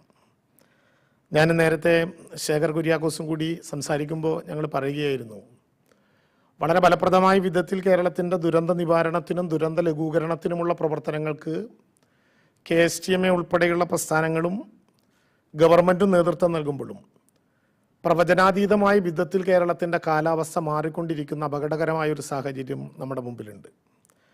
സാധാരണ റവന്യൂ വകുപ്പ് ഞങ്ങൾ പട്ടയം കൊടുക്കാൻ വേണ്ടിയിട്ടുള്ള ശ്രമങ്ങൾ നടത്തുമ്പോൾ കേരളത്തിന് കരഭൂമിയായി അവകാശപ്പെടാൻ കഴിയുന്നത് ചുണ്ണാമ്പ് കല്ലുകൊണ്ട് മാർക്ക് ചെയ്തു എന്ന് റവന്യൂ വകുപ്പിൻ്റെ ഭാഷയിൽ പറഞ്ഞ കടൽ തീരത്തിനും ജണ്ട കെട്ടി വനം സംരക്ഷിച്ചു എന്ന് പറയുന്ന വനാതിർത്തിക്കും ഇടയിലുള്ള പ്രദേശമാണ് എന്ന് ഞങ്ങൾ പറയാറുണ്ട്. കേരളത്തിൻ്റേത് എന്ന് അവകാശപ്പെടുന്ന ഈ കരയും അപകടകരമായിട്ടുള്ള ചില സംഭവങ്ങളിലേക്ക് കടന്നു പോകുമ്പോൾ കാലാവസ്ഥാ പ്രവചനങ്ങൾ പോലും പ്രവചനാതീതമാകുന്ന ദുരന്തങ്ങളിലൂടെ നാം കുറച്ച് കാലമായി കടന്നു പോവുകയാണ്. ഒരുപക്ഷെ കാലാവസ്ഥാ പ്രവചനത്തിൽ കേരളത്തിന് ഏറ്റെടുക്കാൻ കഴിയുന്ന ഏറ്റവും പ്രധാനപ്പെട്ട ദേശീയ കാലാവസ്ഥ വിഭാഗമായ IMDയുടെ പ്രവചനം മാത്രമല്ല, സ്കൈനെറ്റ് ആണെങ്കിലും IBM വെതർ ആണെങ്കിലും GFS ആണെങ്കിലും ലോകവ്യാപകമായി യൂറോപ്യൻ യൂണിയൻ രാജ്യങ്ങൾ പോലും ഉപയോഗിച്ചുകൊണ്ടിരിക്കുന്ന കാലാവസ്ഥാ പ്രവചന സങ്കേതങ്ങളെല്ലാം പരാജയപ്പെട്ടതാണ് ഏറ്റവും അവസാനം നടന്ന കൂട്ടിക്കലിലെയും കൊക്കയാറിലെയും ദുരന്തങ്ങൾ. ഈ അടുത്ത കാലത്താണ് എന്നുള്ളത് കൊണ്ട് ഞാനത് പ്രത്യേകമായി ഓർക്കുകയാണ്. ഒരിടം യഥാർത്ഥത്തിൽ നമ്മുടെ കണക്കനുസരിച്ച് IMDയുടെ മാത്രമല്ല, നമുക്ക് ലഭ്യമാകുന്ന ലോകത്തിലെ സകല ഏജൻസികളുടെയും കണക്കനുസരിച്ച് നമുക്ക് പച്ചമാർക്കുള്ള സ്ഥലങ്ങളായിരുന്നു, മറ്റൊന്ന് മഞ്ഞയിൽ നിൽക്കുന്ന സ്ഥലങ്ങളായിരുന്നു. ഒരുപക്ഷെ പച്ചയിലും മഞ്ഞയിലും നിൽക്കുന്ന സ്ഥലങ്ങൾ എന്ന് പറയപ്പെടുമ്പോൾ കാലാവസ്ഥാ പ്രവചനത്തിൻ്റെ സാധ്യതകളനുസരിച്ച് വളരെ പെട്ടെന്ന് ദുരന്തം ഉണ്ടാകാൻ സാധ്യതയില്ലാത്ത പ്രദേശങ്ങളാണ്, ജാഗ്രത മാത്രം പുലർത്തിയാൽ മതിയാകുന്ന സ്ഥലങ്ങളാണ്. ആ സ്ഥലങ്ങളാണ് മണിക്കൂറുകൾക്കുള്ളിൽ നാം ഇപ്പോൾ പറഞ്ഞു തേഞ്ഞുപോയ സൈക്ലോൺ സർക്കുലേഷൻ എന്ന ചക്രവാത ചുഴിയും ടർഫ് എന്ന് പറയപ്പെടുന്ന ന്യൂനമർദ്ദ പാത്തിയുമൊക്കെ അതിവേഗം ഇന്ത്യൻ തീരത്തേക്ക് സന്ദർശിക്കുകയും ഭൂമധ്യരേഖയ്ക്ക് മുകളിലുള്ള പ്രദേശത്ത് ദീർഘകാലം അത് തമ്പടിച്ചു നിൽക്കുകയും ഏതു സമയത്തും അപ്രഖ്യാപിതമായ മേഘവിസ്ഫോടനങ്ങൾ പോലും കേരളത്തിൻ്റെ തലയ്ക്കുമീതെ പെയ്തിറങ്ങാം എന്ന് നാം കരുതുകയുമൊക്കെ ചെയ്യുന്ന ഒരു അപകടങ്ങളിലൂടെ നാം കടന്നു പോവുകയാണ്. ദുരന്ത നിവാരണവും ദുരന്ത ലഘൂകരണവും ഒക്കെ നാം ശക്തമായി ഉപയോഗിക്കുമ്പോഴും കേരളത്തിലെ ഗവൺമെൻറ് ദുരന്ത നിവാരണ വകുപ്പും റവന്യൂ വകുപ്പും ഒക്കെ സംയുക്തമായി ആലോചിക്കുന്നത് എല്ലാ വിഭാഗങ്ങളെയും കൂട്ടിയിണക്കിക്കൊണ്ട് കേരളത്തിൻ്റെ കാഴ്ചപ്പാടുകൾ തിരിച്ചറിയാൻ, കേരളത്തെ ബോധ്യതലങ്ങളിലേക്ക് കൊണ്ടുവരാൻ കേരളത്തിലൊരു ദുരന്ത നിവാരണ സാക്ഷരത അനിവാര്യമായൊരു ഘട്ടത്തിലേക്ക് കേരളം പോവുകയാണ്. കേരളത്തിൽ യഥാർത്ഥത്തിൽ 1987 നാം കൊണ്ടുവന്ന സാക്ഷരതാ യജ്ഞം പോലെ മലയാളിയെ അക്ഷരം പഠിപ്പിച്ച് സമ്പൂർണ്ണമായി അക്ഷര പഠനത്തിൻ്റെ ലോകത്തിലേക്ക് കൈപിടിച്ചു കൊണ്ടുപോയ, ലോകം ശ്രദ്ധിച്ച ക്യാമ്പയിനാണ് കേരളം അക്ഷരം പഠിപ്പിച്ച സാക്ഷരതാ ക്യാമ്പയിൻ.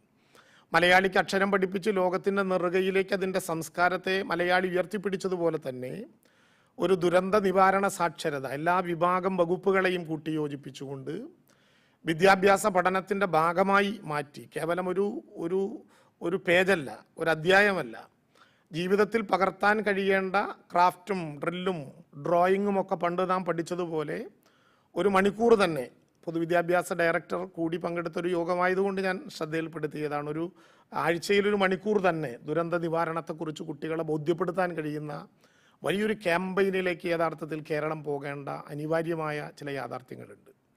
കേരളം വികസനത്തെക്കുറിച്ചുള്ള വിശാലമായിട്ടുള്ള അതിൻ്റെ സാധ്യതകളും സാഹചര്യങ്ങളും വീക്ഷണങ്ങളും അവതരിപ്പിക്കുമ്പോൾ മനുഷ്യനും പ്രകൃതിയും കേന്ദ്ര ബിന്ദുവാകുന്ന ഒരു സസ്റ്റൈനബിൾ ഡെവലപ്മെൻറ്റിനെ കുറിച്ചാണ്, ഒരു സുസ്ഥിരമായ വികസന മുന്നേറ്റത്തെക്കുറിച്ചാണ് ഇനി കേരളം ചർച്ച ചെയ്യേണ്ടത്. എത്ര പറഞ്ഞാലും പ്രകൃതിയെ ചൂഷണം ചെയ്യുക എന്ന ലാഭക്കൊതിയുടെ വിവിധങ്ങളായ ഘട്ടങ്ങളിലേക്ക് മലയാളി നടന്നു പോകുന്നത് അത്ഭുതപൂർവം എന്ന് പറയാനാവില്ലെങ്കിലും ആ പദപ്രയോഗത്തിന് തെറ്റുണ്ടെങ്കിൽ അപകടകരമായ അപമാനം പോലെ നാം കാത്തു നിൽക്കുകയാണ്. 2018 ദുരന്തത്തെ ഞാൻ നിങ്ങളുടെ മുമ്പിൽ ഓർമ്മപ്പെടുത്തുന്നില്ല.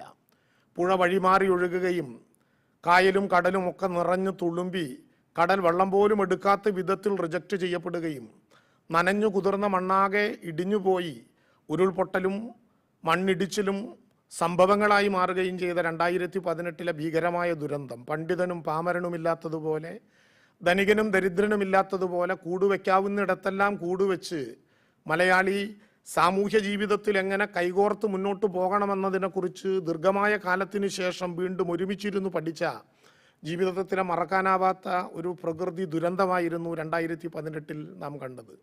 പള്ളികളും പള്ളിക്കൂടങ്ങളും ആരാധനാലയങ്ങളും തലയ്ക്കുമീതെ മഴ പെയ്യാതെ കൂരയായി നിൽക്കാവുന്ന എല്ലാം നമ്മുടെ ആശ്രയ കേന്ദ്രങ്ങളായി. ജാതിമത രാഷ്ട്രീയ വർണ്ണവർഗ ലിംഗവ്യത്യാസമില്ലാതെ മലയാളി ഒരുമിച്ചൊരു ദുരന്തത്തെ ദീർഘകാലത്തിനു ശേഷം നേരിട്ടു. അന്നു നാം എടുത്ത ഏറ്റവും കഠിനമായ പ്രതിജ്ഞ എന്തായിരുന്നു? ഇനി ലാഭനഷ്ടത്തിൻ്റെ ഹരണഗുണന പട്ടികകൾ നിരത്തി മണ്ണിടിക്കുകയും കുന്നു തകർക്കുകയും കുളം മൂടുകയും കായൽ തൂർക്കുകയും പാടത്ത് രമ്യകർമ്മങ്ങൾ പണിയുകയും ചെയ്യില്ല. എന്തൊരു കഠിനമായ പ്രഖ്യാപനമായിരുന്നു മലയാളിയുടേത്. കല്ലെ പിളർക്കും പോലെ മലയാളി ഒരു പ്രഖ്യാപനം നടത്തി. ഈ മലയാളിയെക്കുറിച്ച് ഏറ്റവും വലിയൊരു അപമാനം ഞങ്ങളൊക്കെ പറയാറുള്ളത്, ഏറ്റവും കൂടുതൽ ലോകത്ത് പ്രതിജ്ഞ എടുക്കുന്ന ഒരു വിഭാഗം മലയാളിയാണത്. മിക്കതും ആ വർഷത്തിലെ ഡിസംബർ 31 രാത്രി 6 മണിക്കും 12 മണിക്കും ഇടയിലായിരിക്കും. എടുത്ത പ്രതിജ്ഞകളെല്ലാം മലയാളി ലംഘിക്കുന്നതും ജനുവരി 1 വൈകുന്നേരം 6 മണിക്കും 12 മണിക്കും ഇടയിലാകും. എന്നതുപോലെ തന്നെ 2018 ആഗസ്റ്റ് 16 മുതൽ 20 വരെയുള്ള ദിവസം കഴിഞ്ഞ് ഓരോ ഘട്ടത്തിലും ദുരന്ത ലഘൂകരണം പോലെ നമ്മുടെ പ്രഖ്യാപനങ്ങൾ ലഘൂകരിച്ച് 1-2 മാസമാകുമ്പോൾ വീണ്ടും നാം ലാഭനഷ്ട കണക്കിൻ്റെ ഹരണഗുണന പട്ടികകൾ നിരത്തി നാം പ്രകൃതിയോട് പറഞ്ഞു, ചൂഷണമല്ലാതെ മറ്റൊന്നും ഞങ്ങൾക്കറിയുന്ന പ്രശ്നമേ അല്ല. അതുകൊണ്ട് വീണ്ടും വീണ്ടും ദുരന്തങ്ങളെ നാം അഭിമുഖീകരിക്കുകയാണ്.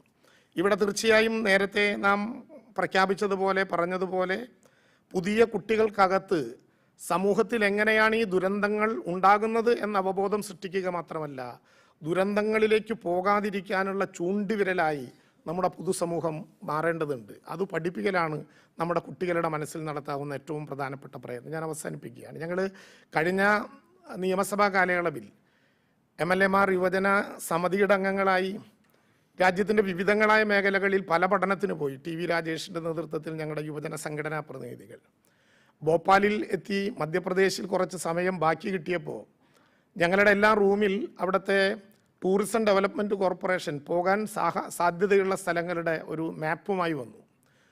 പല മുറികളിലായി താമസിച്ച ഞങ്ങൾ 8 MLAമാരും കാണണം എന്ന് എഴുതി കൊടുത്ത സ്ഥലം ഒരു ടൂറിസ്റ്റ് കേന്ദ്രമായിരുന്നില്ല. എല്ലാവരും എഴുതി കൊടുത്തത് ഒരേ സ്ഥലമായിരുന്നു. അത് ഭോപ്പാൽ ദുരന്തം നടന്ന സ്ഥലത്ത് പോകണം എന്നായിരുന്നു. അത് കുട്ടിയായിരിക്കുന്ന കാലത്ത് ഞങ്ങളുടെ മനസ്സിൽ നിറഞ്ഞ ഒരു പ്രതിരോധത്തിൻ്റെയും പ്രതിഷേധത്തിൻ്റെയും ഓർമ്മയാണ്. ഭോപ്പാലിൽ ദുരന്തമുണ്ടായപ്പോൾ യൂണിയൻ കാർബൈഡ് കമ്പനിയുടെ ഇടപെടലിൻ്റെ ഭാഗമായി ദുരന്തമുണ്ടായ പ്രദേശങ്ങളിലെ മനുഷ്യൻ അനുഭവിച്ച ദുരന്തങ്ങൾക്കെതിരായി കൊച്ചുകാലത്ത് നടത്തിയ മാനസികവും ശാരീരികവുമായ പ്രതിഷേധത്തിൻ്റെ ഒരു ചരിത്രം ഞങ്ങളുടെ മനസ്സിലൊരു കടലിരമ്പം പോലെ കടന്നുപോയി. വളയത്തിന് നടുവിലൂടെ പൂച്ച ചാടുന്ന പടമുള്ള ഒരു ബാറ്ററി കേരളത്തിലുണ്ടായിരുന്നു. എവറഡി ബാറ്ററി എന്നാണ് അതിൻ്റെ പേര്. അത് യൂണിയൻ കാർബൈഡ് കമ്പനിയുടെ ഉൽപ്പന്നമായതുകൊണ്ട് ഞങ്ങളുടെ വീട്ടിലേക്ക് ആ ബാറ്ററിയെ കയറ്റില്ലെന്ന് വളയത്തിലൂടെ ചാടുന്ന പൂച്ച ഇനി ഞങ്ങളുടെ റേഡിയോയുടെ പിന്നിലും ഞങ്ങളുടെ ടോർച്ചിനകത്തും ഒരിക്കലും കയറാൻ അനുവദിക്കില്ല എന്ന് പ്രതിജ്ഞ ചെയ്ത കുട്ടികളായിരുന്നു ഞങ്ങളെന്ന് ഭോപ്പാൽ ദുരന്തഭൂമിയിൽ ചെന്നിരുന്നപ്പോൾ ഓർക്കാൻ ഇടയായി. തീർച്ചയായും അത് നമ്മുടെ സമൂഹത്തിനകത്ത് കുട്ടികളെ പഠിപ്പിക്കേണ്ട കാതലായ സത്യങ്ങളുടെ ഒരു പേജാണ്, ഒരു ഓർമ്മപ്പെടുത്തലാണ്.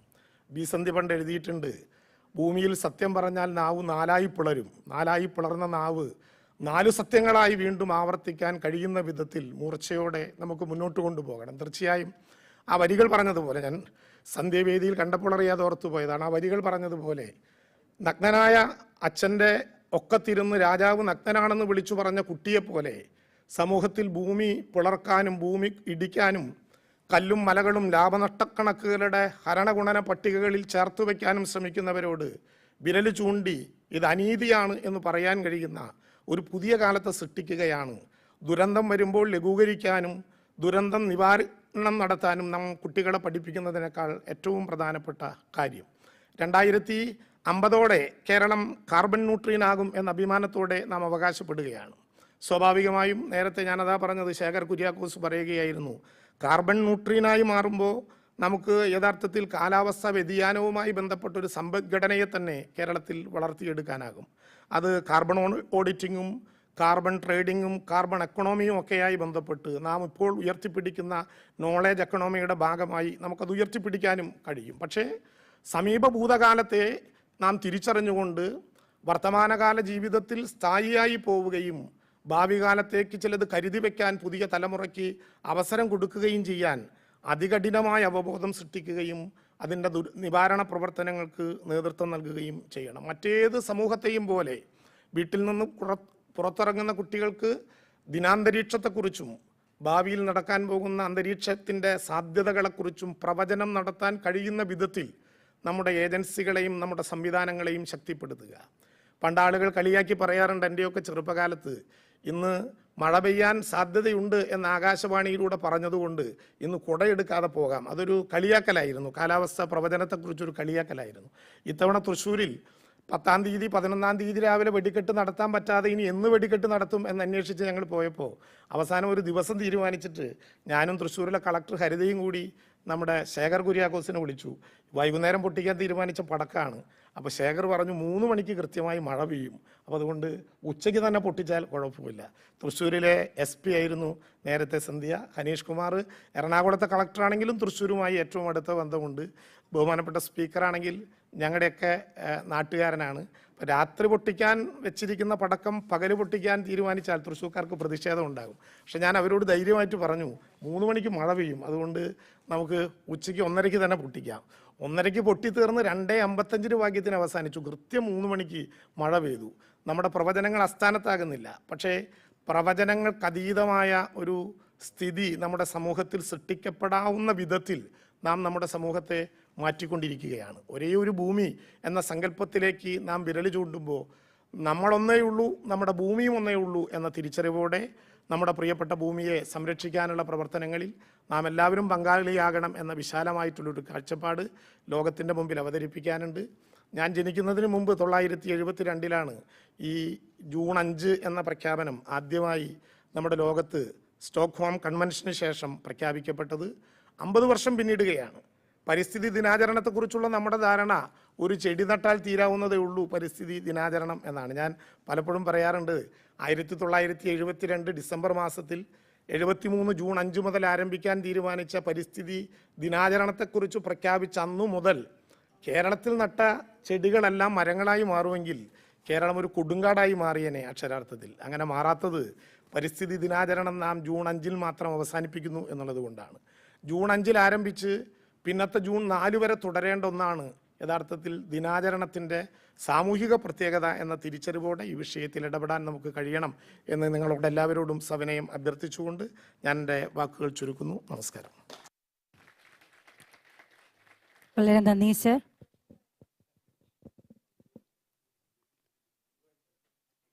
ആശംസകൾ നേരുന്നതിനായി director general Kerala fire and rescue services doctor V Sandhya വേദിയിലേക്ക് ക്ഷണിക്കുന്നു.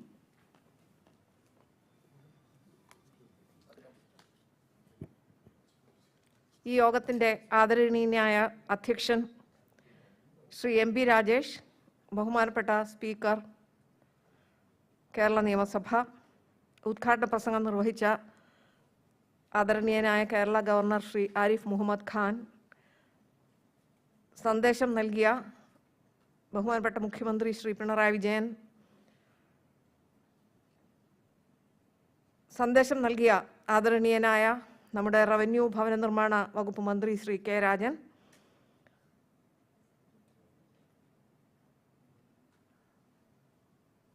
Chief social policy UNICEF India Ms. Hyun Hee Ban, and members of the UNICEF team, Srimati Kavita Unnitan, സ്വാഗതം അരുളിയ ശ്രീ APM മുഹമ്മദ് ഹനീഷ്, വേദിയിലും സദസ്സിലുമുള്ള വിശിഷ്ട വ്യക്തികളെ, സഹോദരി സഹോദരന്മാരെ, ഏറ്റവും പ്രിയമുള്ള കുഞ്ഞുങ്ങളെ, it is a matter of great pride and honor that I have been invited to this conference,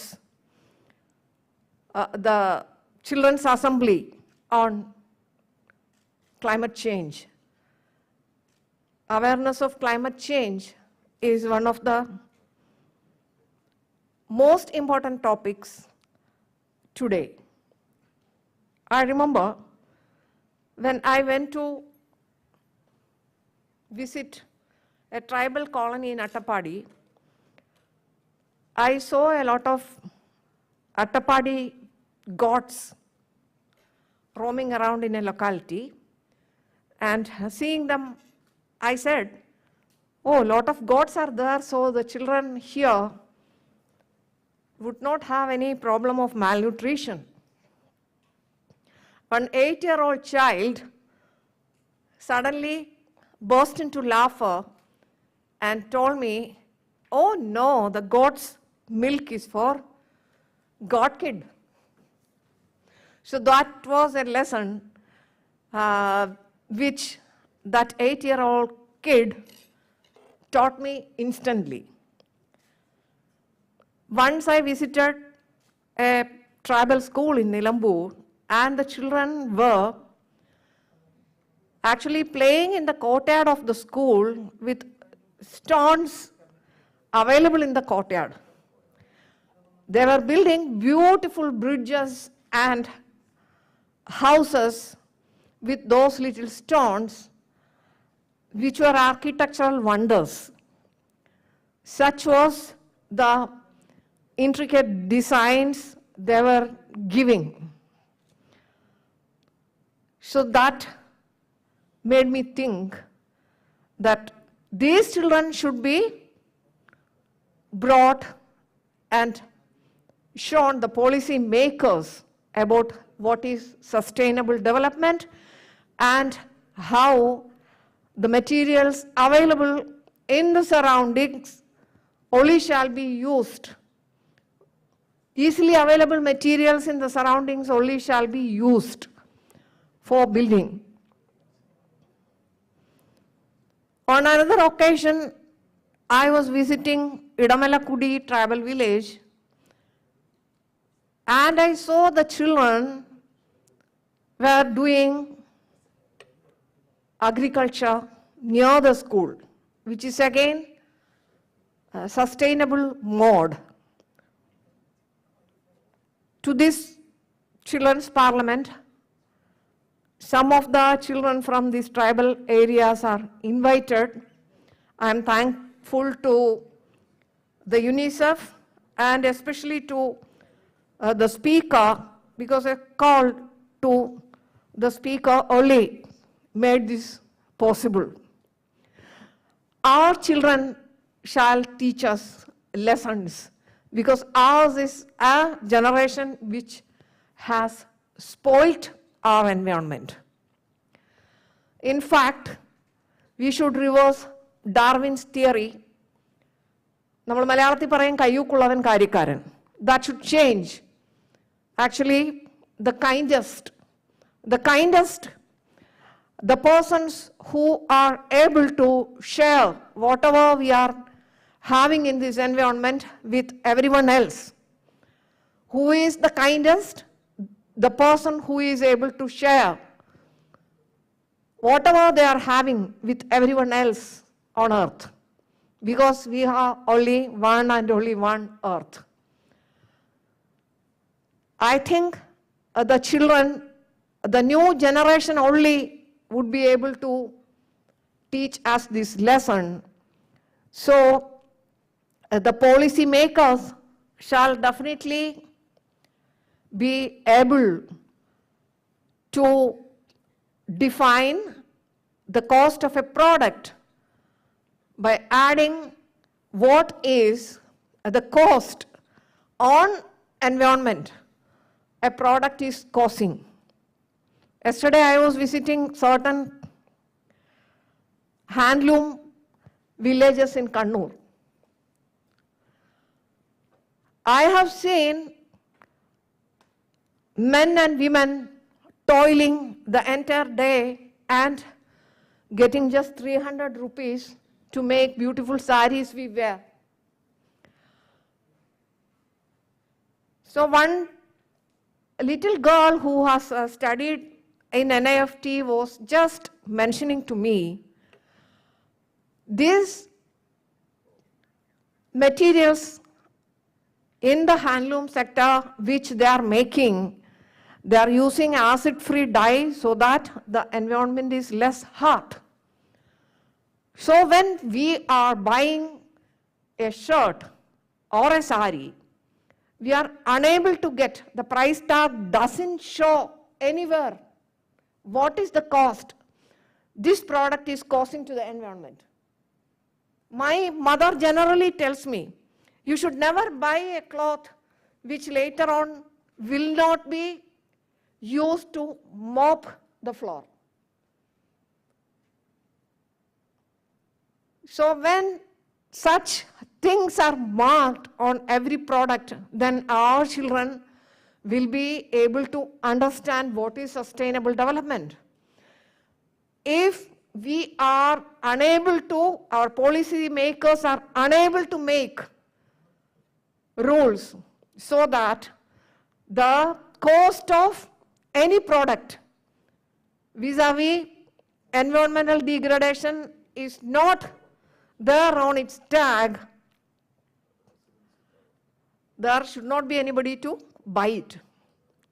So that type of policy changes, I feel that children who have come over from every part of the state here, I have hope in you. I have hope only in you. Our generation is one of the worst. Of course, previous many generations have also done this harm, but ours is the worst. Whatever our Minister Sri Rajan has mentioned, yes, we are the most guilty generation. So, the child who is here, she should be able to pick up a plastic when she is seeing that on her way to school.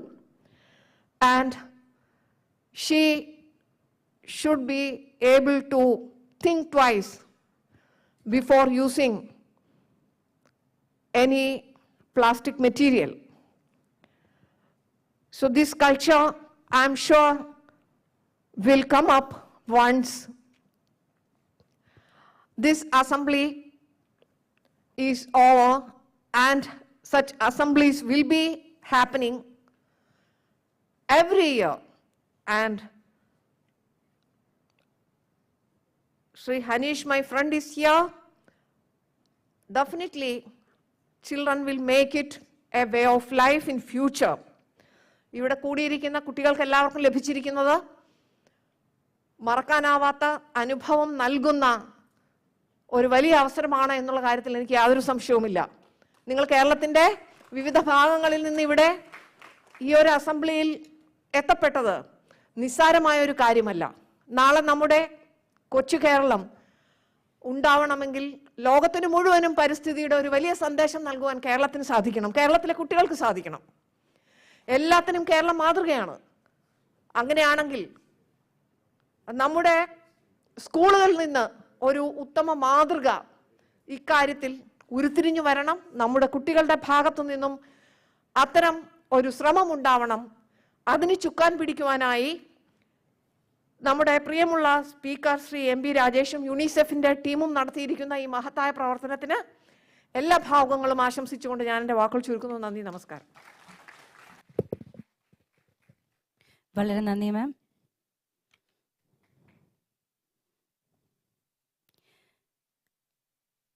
We have with us Chief Social Policy UNICEF India, Ms. Hyun Hee Ban, inviting her to deliver the speech.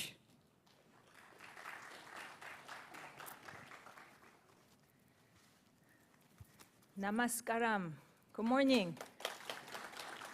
I know Namaskaram and Nani. So this is the feeling that I have today. It's a morning of hope, and very thankful for the opportunity for UNICEF to partner with the Kerala Legislative Assembly with the leadership of MB Rajesh.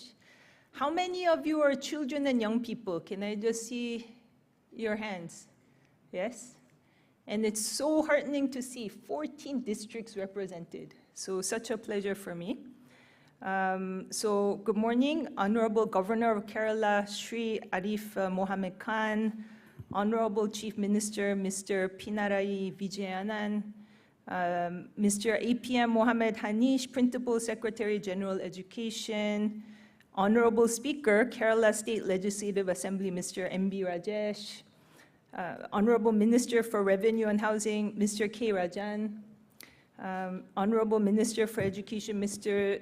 Sivanguti, Dr. B. Sandhya, Director General of Fire and Rescue Services and Civil Defense, thank you, and Srimati, Mrs. Kavita Unithan, Secretary, Kerala State Legislative Assembly, and distinguished guests from government, academia, civil society, media, and all children and young people and their parents, and all protocols observed. There are many dignitaries here today, so we're very pleased. It's a great privilege and honor for me here to be at the first Climate Assembly for Children and Youth in Kerala. I know that the Honorable Speaker talked about when we met 6 months ago, when we talked about critical priorities for children and young people in Kerala. And many government officials, high level, that we met, including the Chief Secretary, talked about the critical issues of climate change and the impact of children. So we as UNICEF took it upon ourselves to consider this a key priority for UNICEF programs. And 6 months ago, through his vision and leadership and commitment, we're here today. So we're very pleased. And I think it's a great step by the government of Kerala to convene all of these leaders, experts, children and youth to create awareness and come up with concrete roadmap that will guide us for taking urgent climate actions. So distinguished guests, so I just wanted to put this into the global, kind of give you a big picture, global figures. The world is facing, I would say, and our leaders have said, the triple Cs of COVID-19, climate crisis, and conflict. And this is interlinked and having a huge impact on the most vulnerable. And these are children and young people and women in different marginalized communities, remote areas, children with disability. We talked about the tribal community. These are the people that are left furthest behind that we really need to focus on. And recently, the UN Secretary General in May of this, so last month, he issued a report, a progress report on the Sustainable Development Goals. And a few speakers talked about SDGs, and he basically said that due to COVID-19 and climate crisis, we need to now actually rescue the SDGs. We have the 2030 deadline coming up, and given that the COVID-19 and the climate crisis have created a havoc, we are actually behind we have come behind that we as UNICEF have been talking about the learning crisis, the learning loss, which is a big crisis due to long school closures that are having an impact on the learning of children and young people. And secondly, things like child immunization rates, which used to be high, which would prevent children and families from simple illnesses, the rates have gone down. So this is something that we're really concerned about as UNICEF. And mental health issues of children and adolescents came up, and this is not only from COVID-19, but due to climate impacts as well. We've seen the recurring flooding and cyclones, droughts all across India, not only in Kerala, but many states. So this is actually having huge strains on families, including children and young people who are not able to access healthcare facilities, but go to school and be with their peers. So this is another emerging concern we have. And Sustainable Development Goals are centered around 5 Ps. Do you know which Ps? Children and young people. Would you care to guess? 1 P.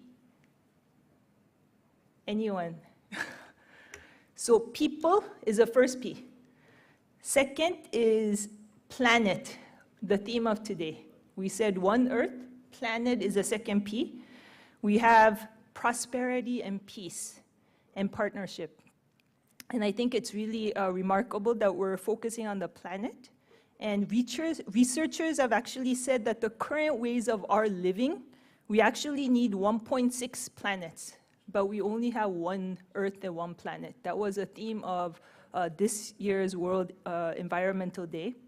And global energy-related CO2 emissions, even during the economic slowdown due to COVID-19, there was actually 6% increase in 2021.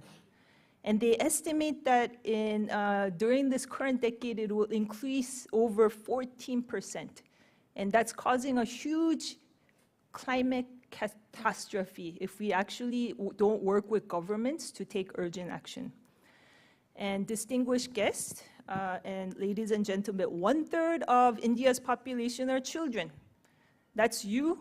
And then if we include the young people, this is 50%. If we include women, that's probably like 75% of India's population. And given that India has the largest share of children and young people globally, if we want to actually make progress on international commitments like the UN Convention on the Rights of the Child, the Paris Climate Agreement, the Sendai Framework on Disaster Risk Reduction, and the Sustainable Development Goals, or the Global Goals, or SDGs, we cannot achieve these SDGs without realizing child rights in India.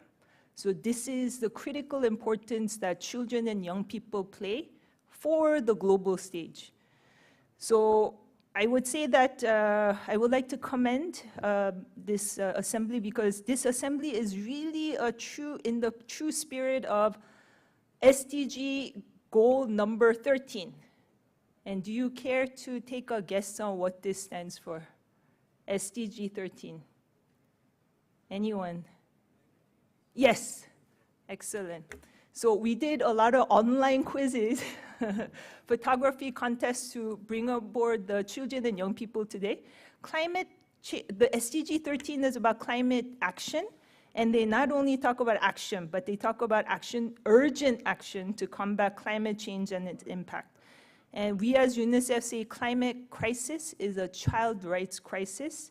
I just want to give you a few figures, additional figures. UNICEF Children Climate Risk Index of last year, they said that 99% of the world's children actually, that's 2.2 billion children in the world, virtually all of them are exposed to at least one environmental threat. It's the cyclones, it's the flooding, it's the heat waves. It's also the drought, the vector-borne diseases, pollution, and lead poisoning. And 50% of that, which is 1 billion of our world's population, almost half of the world's children today, we live in countries that are at high climate risk. And we have globally 800 million children who are exposed to water scarcity and heat waves, and 1 billion to high air pollution. And in India, Niti Aayog in 2018 estimated 600 million people in India will face acute water shortages. So this is a critical issue facing us. And India is among the 4 South Asian countries where children are at most risk of climate change. So we're very, as UNICEF, heartening to see that the Kerala government is leading the way in making efforts around child-centric community resilience with and for children today.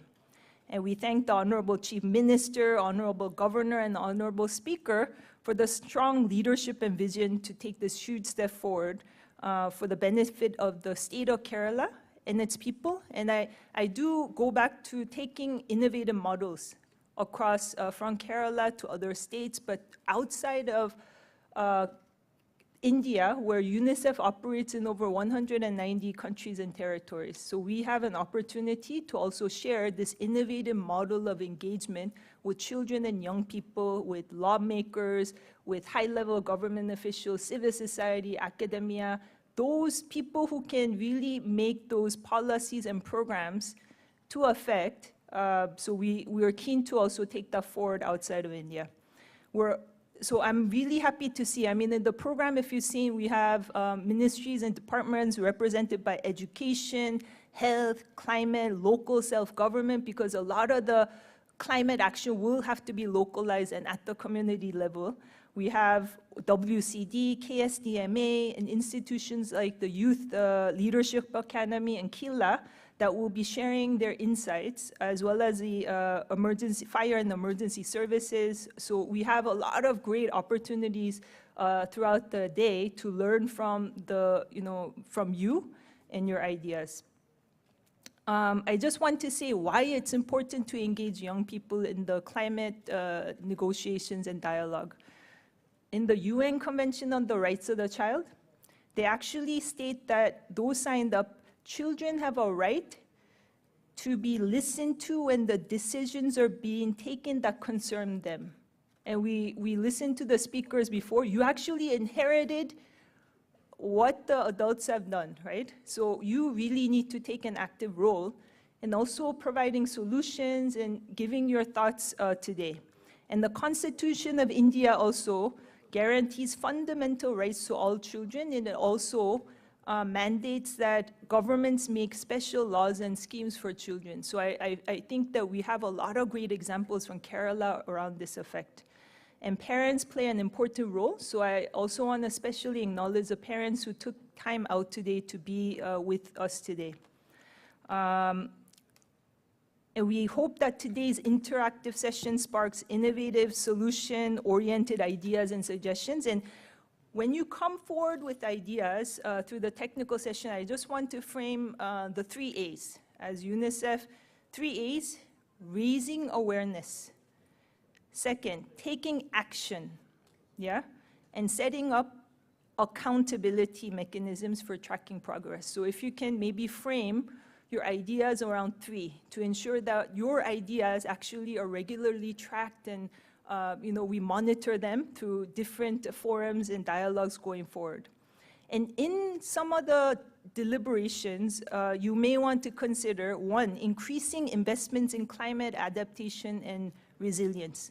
The children's in communities, we talked about the tribal communities, they probably contribute to the least to global emissions, but will face the greatest impact of climate change. So we need to identify not only high-tech, but low-tech solutions, low-cost solutions that we can practically do. And I would say that this goes around, the sectors like water, healthcare, schools, education, how do we actually do things differently so we reduce the risk that they will face? And I want to suggest something. When you come up with ideas, although this is Kerala, there are many, many countries outside of India that are facing similar challenges for young people and children. So whatever you come up with, have a global mind, as in what you do can actually help children in Africa. What you can come up with, the solutions, can help children far away from where you live, because the innovation, we can exchange ideas. This is a very connected world. So I would think that what you're doing here today is actually setting a scene for looking at, supporting outside. So have a global kind of perspective. And second is, for these resilience programs, we need budget allocations. I would like to urge that we need greater emphasis, not only a plan, but sufficient budget allocation and funding. This is not only for governments, private sectors have a role, other CSOs and different institutions. Let's also cost these plans. And third, equip children and young people with knowledge and skills. To also, to enter into newer sectors, greener economy. How do we really equip them to be ready for this new world reality? And third, continue, as you're doing, to include children and young people in all climate negotiations and decision-making process, because they are our key clients for a sustainable solution, and they will be leading the world that they will be heading.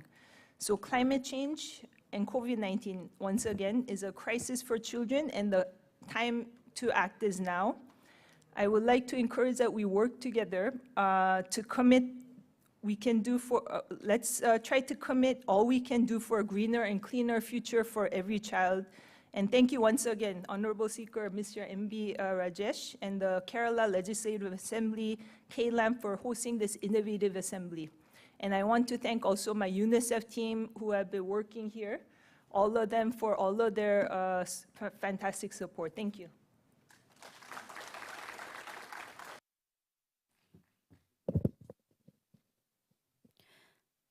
That was the Chief Social Policy Unit of India speaking to us. Thank you so much, ma'am, for the message.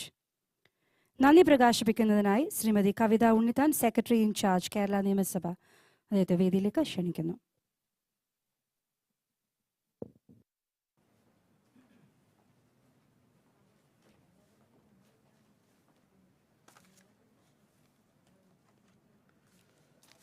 ബഹുമാനപ്പെട്ട അധ്യക്ഷൻ, ആദരണീയനായ Kerala governor, ആദരണീയനായ മുഖ്യമന്ത്രി, വേദിയിലും സദസ്സിലുമുള്ള വിശിഷ്ട വ്യക്തികളെ, UNICEF പ്രതിനിധികളെ, വിദ്യാർത്ഥികളെ, സഹപ്രവർത്തകരെ, ആദ്യമായി ഒരു നവീന ഉദ്യമമായ കാലാവസ്ഥ അസംബ്ലി എന്ന ആശയത്തിന് എല്ലാ ആശംസകളും നേർന്നുകൊണ്ട് കൃതജ്ഞത രേഖപ്പെടുത്തുക എന്ന എൻ്റെ കർത്തവ്യത്തിലേക്ക് ഞാൻ കടക്കുകയാണ്. യോഗത്തിൽ അധ്യക്ഷത വഹിച്ചത് ബഹുമാനപ്പെട്ട കേരള നിയമസഭാ speaker Shri M P Rajesh സാറാണ്. ഒരു പ്രകൃതി സ്നേഹി കൂടിയായ അദ്ദേഹം ഒരു മികച്ച പാർലമെൻറ്റേറിയൻ കൂടിയാണ്. അദ്ദേഹത്തിന് ഔപചാരികതയുടെ പേരിൽ ഞാൻ കൃതജ്ഞത രേഖപ്പെടുത്തുന്നു. ഇവിടെ എത്തിച്ചേരാൻ കഴിയാത്തതിനാൽ അദ്ദേഹത്തിൻ്റെ സന്ദേശത്തിലൂടെ ഈ ചടങ്ങ് ഉദ്ഘാടനം ചെയ്ത ആരാധനായ കേരള ഗവർണർ ശ്രീ ആരിഫ് മുഹമ്മദ് ഖാൻ അവർക്ക് കേരള നിയമസഭാ സെക്രട്ടേറിയറ്റിൻ്റെ പേരിൽ നന്ദി രേഖപ്പെടുത്തിക്കൊള്ളുന്നു. ആശംസാ സന്ദേശത്തിലൂടെ ഈ ചടങ്ങിനെ ധന്യമാക്കിയ ആദരണീയനായ നമ്മുടെ മുഖ്യമന്ത്രി ശ്രീ പിണറായി വിജയൻ അവർക്കും നിയമസഭാ സെക്രട്ടേറിയറ്റിൻ്റെ പേരിൽ നന്ദി അറിയിക്കുന്നു.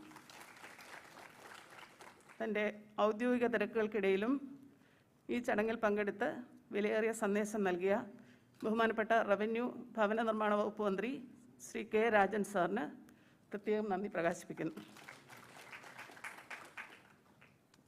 ഈ ചടങ്ങിൽ എത്തിച്ചേർന്ന് ആശംസകൾ അർപ്പിച്ച ബഹുമാന്യായ director general Kerala fire and rescue services doctor B സന്ധ്യയ്ക്കും നിയമസഭാ സെക്രട്ടേറിയറ്റിൻ്റെ പേരുള്ള നന്ദി രേഖപ്പെടുത്തുന്നു. ഇന്നത്തെ പരിപാടിയുടെ സഹസംഘാടകരാണ് യൂണിസെഫ്. ഈ ചടങ്ങിൽ വിലപ്പെട്ട സന്ദേശം നൽകിയ യൂണിസെഫ് ഇന്ത്യയുടെ social policy ചീഫായ Shrimati Hyun he ബാനിനും നിയമസഭാ സെക്രട്ടറിൻ്റെ പേരിൽ കൃതജ്ഞത അറിയിക്കുന്നു. Madam, I extend my gratitude for your presence here and the felicitation words delivered by you. യോഗത്തിൽ സ്വാഗതം ആശംസിച്ച് ആമുഖ അവതരണം നടത്തിയ പൊതുവിദ്യാഭ്യാസ വകുപ്പ് principal secretary Shri APM Muhammad ഹനീഷിനോടുള്ള നന്ദിയും ഈ അവസരത്തിൽ അറിയിക്കുന്നു.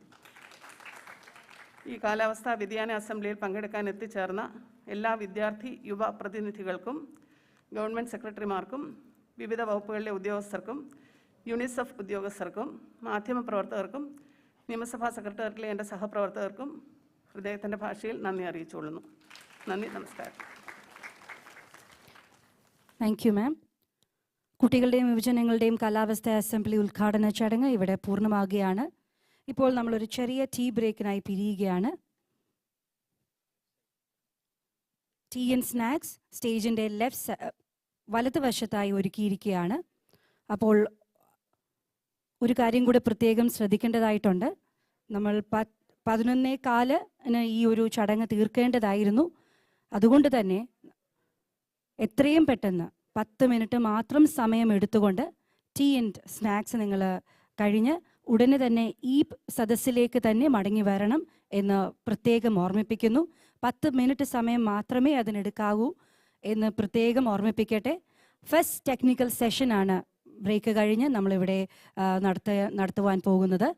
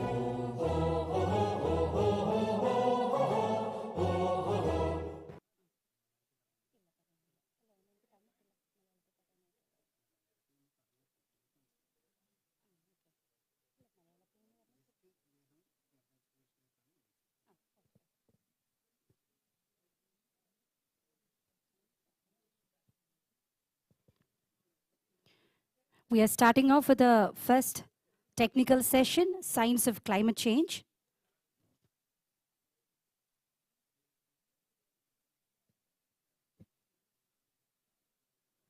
We have two speakers with us, Dr. Shivananda Pai, Director, Institute of Climate Change Studies, Department of Science and Technology, Government of Kerala, and also we have Dr. Swapna Panikal, Scientist, Center for Climate Change Research, Indian Institute of Tropical Meteorology, Pune. Chairing this technical session is Sri Sarbjit Singh Sahota. He's the Emergency Specialist, UNICEF. He's also a Disaster Risk Reduction Emergency Specialist at UNICEF India, TEDx speaker, health and wellness coach, Alumni International Visitor Leadership Program. Welcome you, sir, to the program.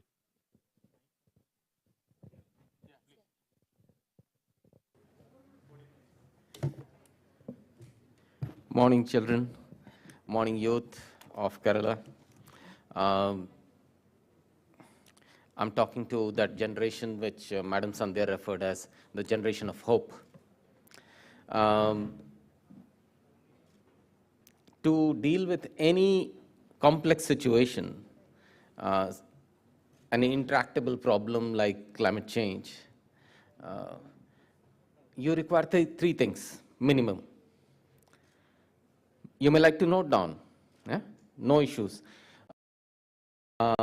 Because today I have two excellent speakers, scientists with us, who are going to talk about knowledge, the science of climate change. So the first thing you need to deal with any intractable problem is knowledge or understanding.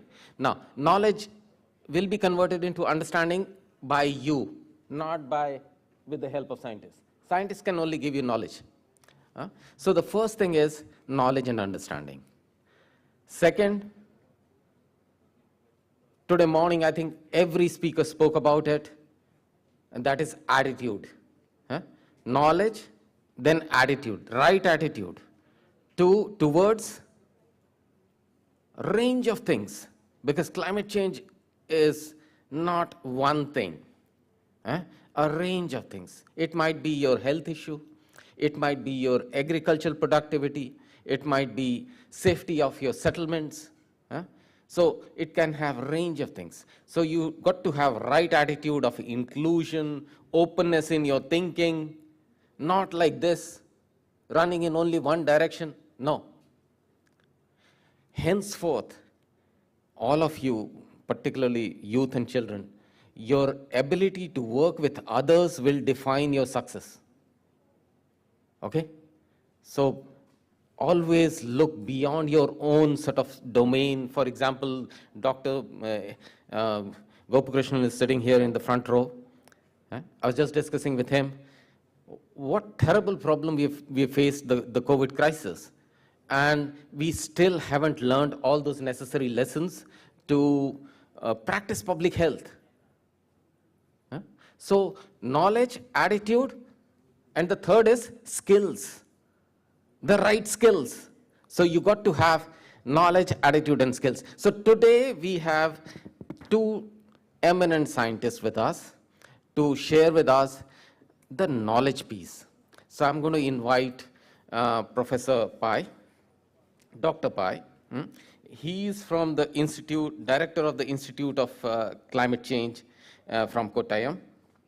He's worked for a long time with the Indian Meteorological Department. For 28 years, he was head of the Pune division of IMD. Dr. Shivanand Pai is going to speak exactly to you, to children, about what is climate change. So please, after the session, be ready with your questions to Mr. Pai and to Sandhya. Okay? Thank you. Over to Mr. Pai.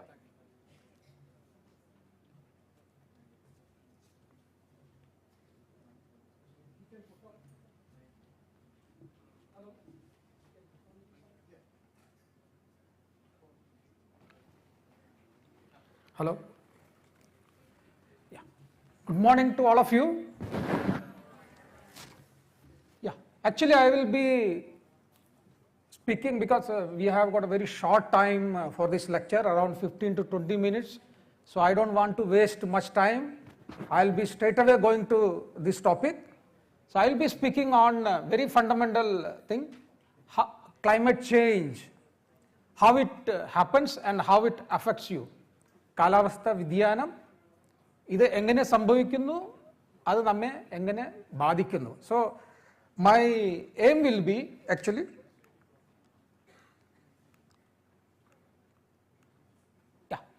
so my lecture I have arranged in such a way that these are the questions that I will be trying to explain you. So my lecture is like a question and answer. So these are the questions which I will try to answer. The first question is, what is climate change? കാലാവസ്ഥ വ്യതിയാനം എന്താണ് കാലാവസ്ഥ വ്യതിയാനം? How do we know climate has changed? Because many people will talk about climate change. So from surrounding, how do you know that climate has changed? So are there any indicators? എന്തെങ്കിലും indicators ഉണ്ടോ that will tell you that കാലാവസ്ഥ വ്യതിയാനം സംഭവിച്ചിട്ടുണ്ട്? So is any signals are there in the atmosphere? Similarly, the third question which I will try to explain about you is observed climate change in India. So what are the type of climate change that you are observing in the country, including Kerala? And most important question is reasons for climate change. എന്തുകൊണ്ടാണ് കാലാവസ്ഥ വ്യതിയാനം ഉണ്ടാകുന്നത്, അല്ലെങ്കിൽ അതിന്റെ കാരണങ്ങൾ എന്താണ്? Will the climate change in future also? So once we know that climate has changed and this is changing, the next question will come into your mind is whether this climate change will continue in future also. What are its impact?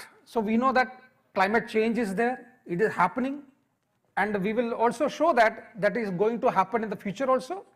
In that case, what are the impacts on you or on us? And how we can adapt ourselves to changing climate change. ഈ മാറിക്കൊണ്ടിരിക്കുന്ന മാറ്റവുമായി നമുക്ക് എങ്ങനെ പൊരുത്തപ്പെടാൻ കഴിയും? So the first, when we going to define the climate change, we should know what is the environment. Environment means actually paristhiti, which means, the meaning of environ is actually surround, enclose or encircle. That means everything around you, whether it's a living or non-living things, chemical or animals, birds, human beings, all of you are a part of the environment. എല്ലാ നമ്മുടെ ചുറ്റുപാടും ഉള്ള എല്ലാം ഒരുമിച്ചെടുത്താൽ അതിന് നമ്മൾ പരിസ്ഥിതി എന്ന് പറയും. ഈ പരിസ്ഥിതിയിൽ climate system is one of the important component, just like a human being is an important component. Climate system is also an important thing. And you can see that ഈ കാലാവസ്ഥ സംവിധാനം അല്ലെങ്കിൽ ക്ലൈമറ്റ് സിസ്റ്റം എങ്ങനെയായിരിക്കും ഈ പിക്ചറിൽ നിങ്ങൾ കാണാം. 5 important components ഉണ്ട്. Atmosphere, ocean, land surface, ice and snow surface, biosphere, both terrestrial and marine.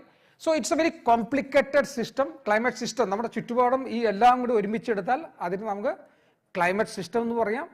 അതിലൊരു ഇമ്പോർട്ടൻറ്റ് കമ്പോണൻ്റ് ആണ് atmosphere. So why I am talking about that? These components are actually interacting to each other. നമ്മൾ ഓരോ പാർട്ടും component other കമ്പോണൻറ്റിന് change ചെയ്യാൻ വേണ്ടി continuously change ചെയ്യാൻ വേണ്ടി ശ്രമിച്ചുകൊണ്ടിരിക്കുന്നു. എന്തെങ്കിലും ചേഞ്ച് ഒരു കമ്പോണൻറ്റ് ഉണ്ടായാൽ corresponding changes other component also will happen. So here what important is that the anthropogenic, that is the human activities are actually changing part of the other component, that is the climate system. And because of this anthropogenic activity, human activity, since there are some changes taking place in the climate system, and in the climate system itself, because of the changes taking place there is a significant changes in the extreme weather events or weather climate events in the climate system. Heavy rainfall or heat waves, everything is happening, and that has got impact on the human actually. So that is why it is important. So since human activities are impacting the climate and the changes which is taking place in the climate has got impact on the human, we need to understand how that is actually happening. Now, before I go to the climate change, we have to define what is weather and climate. First is, all of you know from the school itself, you might be knowing that. I am just for completeness, I am again repeating this. The physical condition or the state of the atmosphere at a given time and place. Like, എന്താണ് temperature ഇപ്പം എന്താണ്, rainfall മഴ പെയ്യുന്നുണ്ടോ പുറത്ത്, എന്താണ് ചൂട്, അതിനാണ് നമ്മൾ പറയുന്നത് weather. Weather means it's like a camera, you take a picture, പെട്ടെന്നൊരു ക്ലിക്ക് ചെയ്യുമ്പോൾ ആ പിക്ചർ വരില്ല. അതിനാണ് നമ്മൾ പറഞ്ഞ ഇൻസ്റ്റന്റേനിയസ് സ്റ്റേറ്റ്. ആ സമയത്ത് എന്താണ് സ്ഥിതി അറ്റ്മോസ്ഫിയറിൽ, അതാണ് സാധാരണ വെതർ എന്ന് പറയുന്നത്. പക്ഷെ ക്ലൈമറ്റ് എന്ന് വെച്ചാൽ ഇതുപോലെ കുറേ clicks, if you take all the pictures and average that will give you the climate. Weather continuously keep on changing. Climate is actually average of the weather. So for example, നമുക്കറിയാം June to September കേരളത്തിൽ എന്താണ് കാലാവസ്ഥ? സാധാരണ മഴ പെയ്യുന്നു അല്ലേ? എങ്ങനെ മഴ പെയ്യുന്നു നമുക്കറിയാം. നമ്മളിപ്പോൾ ഇന്ന് നോക്കുമ്പോൾ മഴ പെയ്യുന്നില്ല അല്ലേ? കാരണം എന്ന് വെച്ചാൽ കുറേ വർഷങ്ങളായി നമ്മൾ അറിയുന്നു ജൂൺ മുതൽ സെപ്റ്റംബർ മോസ്റ്റ് പോസിബിൾ കാലാവസ്ഥ അല്ലെങ്കിൽ വെതറാണ് മഴ പെയ്യുക. അതുപോലെ നമ്മൾ ദില്ലിയിലേക്ക് പോകണം, ഓക്കെ, ഇൻ ജാനുവരി ഫെബ്രുവരി, എന്തായിരിക്കും അവിടുത്തെ കാലാവസ്ഥ? സാധാരണ ജാനുവരി ഫെബ്രുവരി പോകുമ്പോൾ വളരെ കൂളായിരിക്കും അല്ലേ, തണുപ്പായിരിക്കും. തണുപ്പുള്ളത് കൊണ്ട് നമ്മൾ ആ പ്ലാൻ ചെയ്യുമ്പോൾ എന്ത് ചെയ്യും, നമ്മൾ സ്വെറ്ററോ അതൊക്കെ കരുതും. നമ്മളിപ്പോൾ ഡൽഹിയിലേക്ക് ടൂറിന് പോകുന്നുണ്ട്. സോ ദിസ് ഇൻഫോർമേഷൻ ആക്ച്വലി, ഈ കാലാവസ്ഥയെ പറ്റിയുള്ള ഇൻഫോർമേഷൻ നമ്മളെ പ്ലാൻ ചെയ്യുവാൻ ഹെൽപ്പ് ചെയ്യുന്നു. അപ്പോൾ ക്വസ്റ്റ്യൻ ഉണ്ടാവും, ഈ climate is an average of the weather, what is the climate change actually? അപ്പോൾ ഈ climate is generally average around 30 years average of the weather. ഇപ്പോൾ ഈ നമ്മൾ 30 വർഷം ഒരു ആവറേജ് എടുത്തു, മറ്റൊരു 30 വർഷം ആവറേജ് എടുത്തു. If there is a significant difference between climate of one period to the climate of the other period, we can say there is a climate change is happening. അല്ലെങ്കിൽ very simply നമ്മൾ climate change എന്ന് പറയാൻ പറ്റില്ല. ഇപ്പോൾ 30 വർഷം temperature, average temperature of the Kerala is say for example around 26, and after that 30 years അടുത്ത 30 വർഷം ആകുമ്പോൾ അതിൻ്റെ ടെമ്പറേച്ചർ ഹാസ് ഇൻക്രീസ് ടു 27. അപ്പോൾ ഡിഫറൻസ് എത്ര?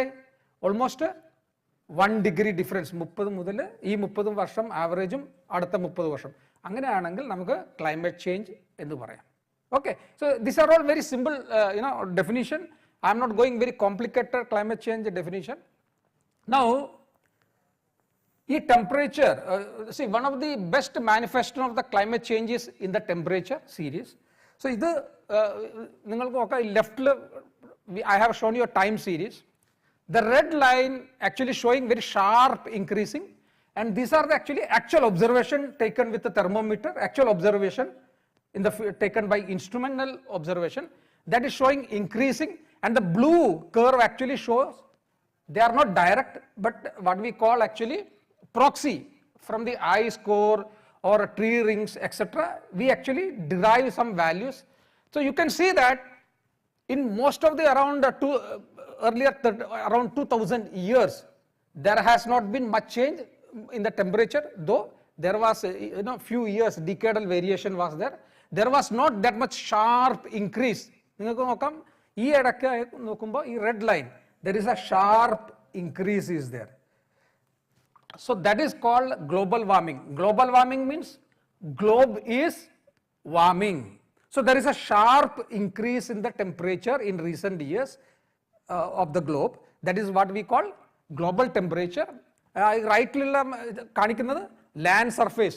If we take average of all the land surface, നമുക്കറിയാം ഓൾമോസ്റ്റ് 70 മുതൽ 75% of the globe is actually water, ocean, and other is a land.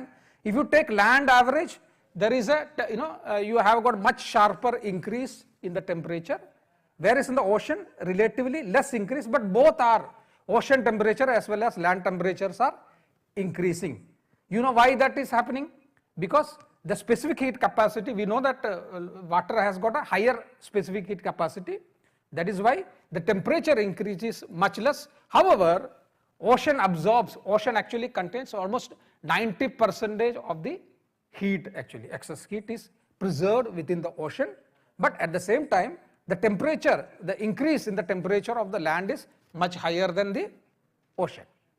Okay, now I was telling you what are the other indicators of the climate change. One of the important indicator is the global warming, that is temperature is increasing. Other indicators are that you can see that glaciers, arrow shows it is decreasing, glaciers are melting. Therefore, you are seeing that all over the globe, glaciers are decreasing. So that is one of the important indicator. Another is the temperature over land is increasing, which I told. Snow cover is decreasing, so that is a important indicator. Permafrost, that is the frozen soil, that is also getting melted, or you are seeing now in the higher and higher latitudes only. Similarly, the tree lines shifting. See, പണ്ടൊക്കെ എങ്ങനെയാണെന്ന് വെച്ചാൽ വളരെ കൂടുതലുള്ള Siberia ആ ഏരിയയിലൊന്നും മരങ്ങൾ കാണില്ലായിരുന്നു. ഇപ്പോൾ പതുക്കെ ഈ മരങ്ങൾ നമ്മൾ more and more colder region കാണാൻ സാധിക്കും. That is why it is called tree lines are shifting to poleward, more poleward. So that is another indicator. Spring coming early. So we had seen that this year itself, March, we had more heat waves, earlier than generally we expect April and May having more heat waves. All over India, we had expect, last few years, we are seeing that March is getting already starting heat waves. Species migrating poleward and upward because of the heat in the equatorial region. Birds and slowly they are moving, migrating to cooler area. You are seeing humidity is increasing, air temperature near surface is increasing, temperature over the ocean is increasing. Similarly, sea surface temperature, not only land surface, already I said, sea surface temperature is increasing, and sea level, because there is a lot of ice is melting, glaciers are melting, and even sea level temperature itself is increasing. We know that when that will get expand and melting, this ice melted also coming to the sea. As a result, the sea levels also increasing and the sea ice is decreasing. So there are many indicators that we are seeing all over the globe actually. Now, if you observe in the Indian climate, you will see that in most parts of the country, the temperature, annual temperature is increasing, and in recent time, we can see that temperature has increased by around 0.7 degree. So last 100 or so years or so, India has warmed by around 0.7 degree or 0.8 degree. Even Kerala, it is seen that last almost 100 years, there is a more than 1 degree annual temperature has increased over Kerala. And coming to the rainfall, however, you are seeing that in many parts of the country, there is a decreasing, that red is showing decreasing rainfall, and the blue is showing increasing. So there is a mix of that. But overall, if you see the rainfall during the monsoon season, there is a slight decreasing, but not that much changes in the rainfall. Now, India's temperature കൂടുന്നു. At the same time, rainfall is not showing much variation. Though slight decrease is there, it is not significant. All over the country, if you see, the rainfall is decreasing. Now, the heat waves, you can see that there are significant, most parts of the country, heat waves are increasing, whereas the cold waves are decreasing. And extreme rainfall, particularly over central India, west coast and northeast India, it is seen that both frequency and intensity of the heavy rainfall events are increasing. Okay. Now, coming to the Kerala, recently we had actually released one climate statement of the state for Kerala. This is the first state level climate statement for the entire country, and we had started from this year, and this was for 2021 and was released by our Honorable Chief Minister Shri Pinarayi Vijayan on 22nd April. See, some of the result I will show you from this statement. It is showing that Kerala, all that maximum, minimum and mean temperature, if you see that data from 1901 to 2021, there is a significant increase, and warmest, Kerala was warmest in 2016 like India also, followed by 0.881. But last year the increase was only that it was warming was only by 0.4 degree. Even last decade, if you see, last 10 varshangil nokkumbozhum, it is the warmest decade in the history of the Kerala. Okay. Now, if you see the rainfall, however, both your southwest monsoon, June to September rainfall, as well as northeast monsoon, October to December, both are showing slightly decrease, and you can see that there is a you will see that in the district wise also there are significant thing. However, heavy rainfall both are decreasing in the JJS period, and this one. Can I take 2-3 minutes more just to explain how? Yeah. So once we have seen that there is a significant indicators showing global change, climate change in the global scale, the country scale, and in the state scale, the question comes is that what makes actually climate change?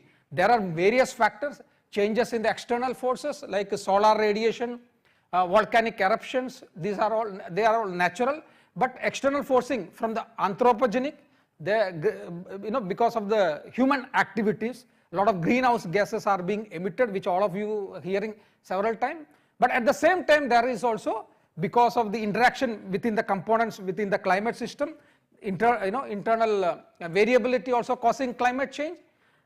Some of these, you can see that some causes bigger changes, some causes small changes. Chila aspect changes is a large, some of them are smaller, and some causes very slow changes, some causes very fast changes, and similarly some changes like the changes caused by the greenhouse gases, they are will remain for several decades actually. So that is the important. Whereas there are changes caused by the aerosol etc., they are short living only for few years. So because of lack of time I am not going very detailed into that. But one of the important aspect, people earlier thought that the climate, global warming is mainly caused by solar heating, but it was later found that in recent years, you can see that that red color is showing the temperature, global temperature, whereas the yellow curve is showing solar.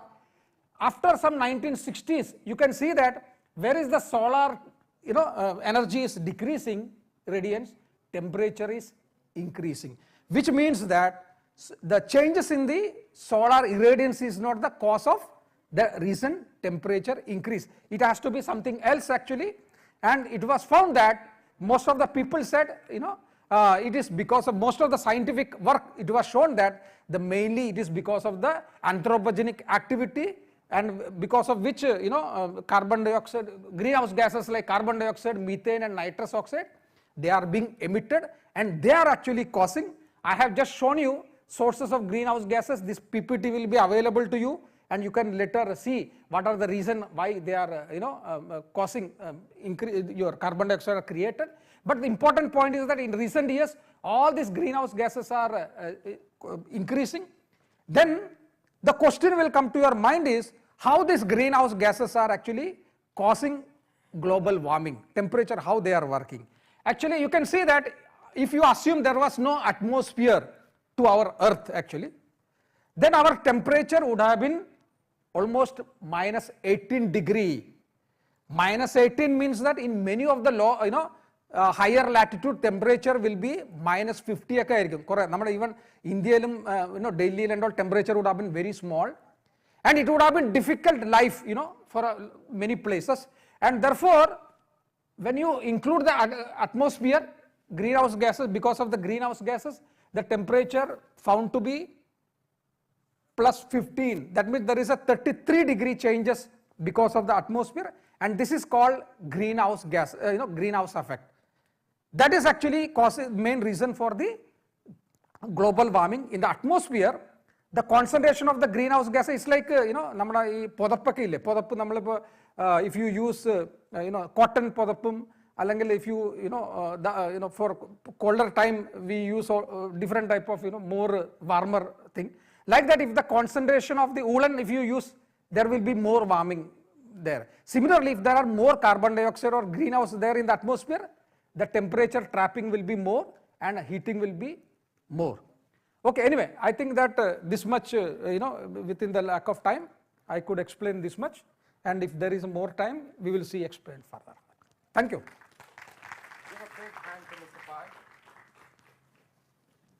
He did a very brave attempt to explain science in local language. And I'm going to pass on the baton to even braver lady called Swapna Panikal. She's the head of climate science in IITM Pune. And you must have appreciated, no, that how difficult it is to speak about science in local language. So the first challenge to all of you is that you will take this presentation and start translating and speaking about climate change in your local language. You have to communicate it with your fisher folk, your farmers, men and women and children and tribals and whatnot. Everyone should understand climate change in Malayalam. Okay? That's the first challenge. So let's give a big hand to Swapna. She'll be here to enlighten you about UNFCCC reports. So UNFCCC keeps bringing out periodic report about the state of the climate change and what's going to happen and what's coming, etc., etc. So she will enlighten you about the latest predictions. But these are global predictions. Okay? So to create predictions for Kerala is your responsibility. Okay? So that's the next challenge. So we have already noted 2 challenges from this session. So Mahendra and team, I guess you are noting down what's the next level of work we need to do in Kerala. Okay? So over to...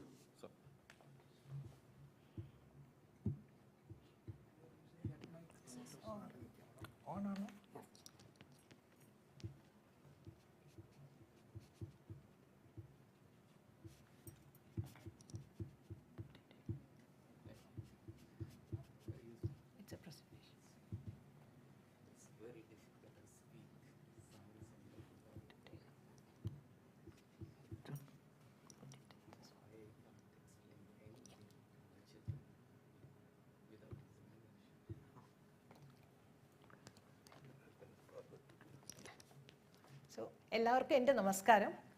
so നമ്മൾ doctor Pai already ഞാൻ first of all ഞാൻ Swapna Panickal IITM Indian institute of tropical meteorology പൂനെയിലെ സയൻറ്റിസ്റ്റാണ്. So ഞാൻ basically work ചെയ്യുന്നത് climate മോഡലിംഗിലാണ്. So ഈയിടെ പബ്ലിഷായ IPCC റിപ്പോർട്ടിലെ one of the lead author ആയിരുന്നു. So one of the basic challenge എന്ന് പറയുന്നത് communicate in local language. So like we wanted to because you are all students, നിങ്ങൾക്ക് കിട്ടിയിരിക്കുന്ന നല്ലൊരു ഓപ്പർച്യൂണിറ്റിയാണ് ഇത്. Because to try to understand what is behind climate change, എന്താണ് climate change, എങ്ങനെയാണത് ഉണ്ടാവുന്നത്. And because this is a best way like നിങ്ങൾക്ക് എല്ലാവരുമായിട്ട് ഇൻറ്ററാക്ട് ചെയ്യാനും കിട്ടിയിരിക്കുന്ന ഒരു ഓപ്പർച്യൂണിറ്റിയാണ്. So in my advice take it in the maximum. Whatever you are want to interact please. So basically I will try to talk, but sometimes I may even go into English, please. But if you have anything, you can just talk to me. So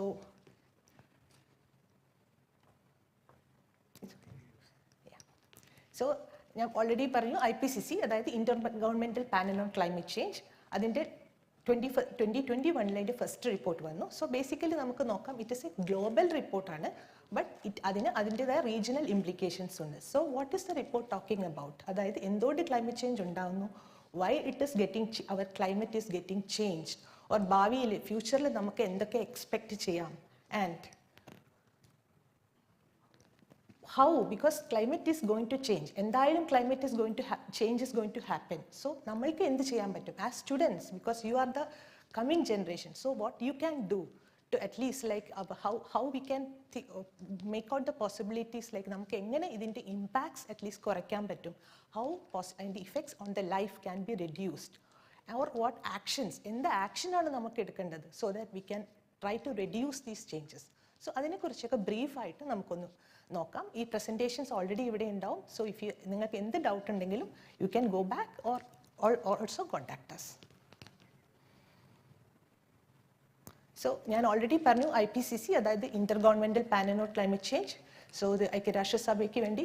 so എന്താണ് ഇതിൻ്റെ objective, why IPCC report is IPCC is making reports because നമുക്കറിയാം നമുക്കിപ്പോൾ already there are a lot of data sets are available like satellite era വന്നു 1980 ശേഷം lot of satellite data is coming up.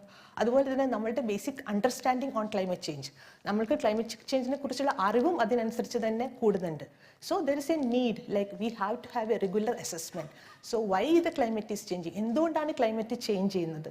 And because every data is getting updated, നമ്മളുടെ information നമ്മളുടെ അറിവും അതിനനുസരിച്ച് കൂടുന്നു. So അതിനനുസരിച്ച് we need to update our information why the climate is changing, what is causing it, and നമുക്ക് ഫ്യൂച്ചറിൽ what is going to happen. So basically അതിനെക്കുറിച്ചുള്ള ഒരു പീരിയോഡിക് ആയിട്ടുള്ള ഒരു അസസ്മെന്റ് ആണ് IPCC തരുന്നത്. And IPCC report not only gives that, it is also policy relevant. എന്തുകൊണ്ടാണ് policy relevant ആവുന്നത്? Because all the governments are members of UN. അത് നമുക്കറിയാം 190 UN 197 governments are part. So IPCC report ഉണ്ടാക്കുമ്പം first you take the expert opinion, like you get the data, you get the analysis done. നമുക്ക് അറിയുന്ന വിവരങ്ങളെല്ലാം ശേഖരിച്ചിട്ടാണ് IPCCയുടെ ഓരോ assessment റിപ്പോർട്ടും ഉണ്ടാക്കുന്നത്. Then it will be sent out to the governments for the review. So governments also will give അവരുടെ opinions or suggestions also are incorporated.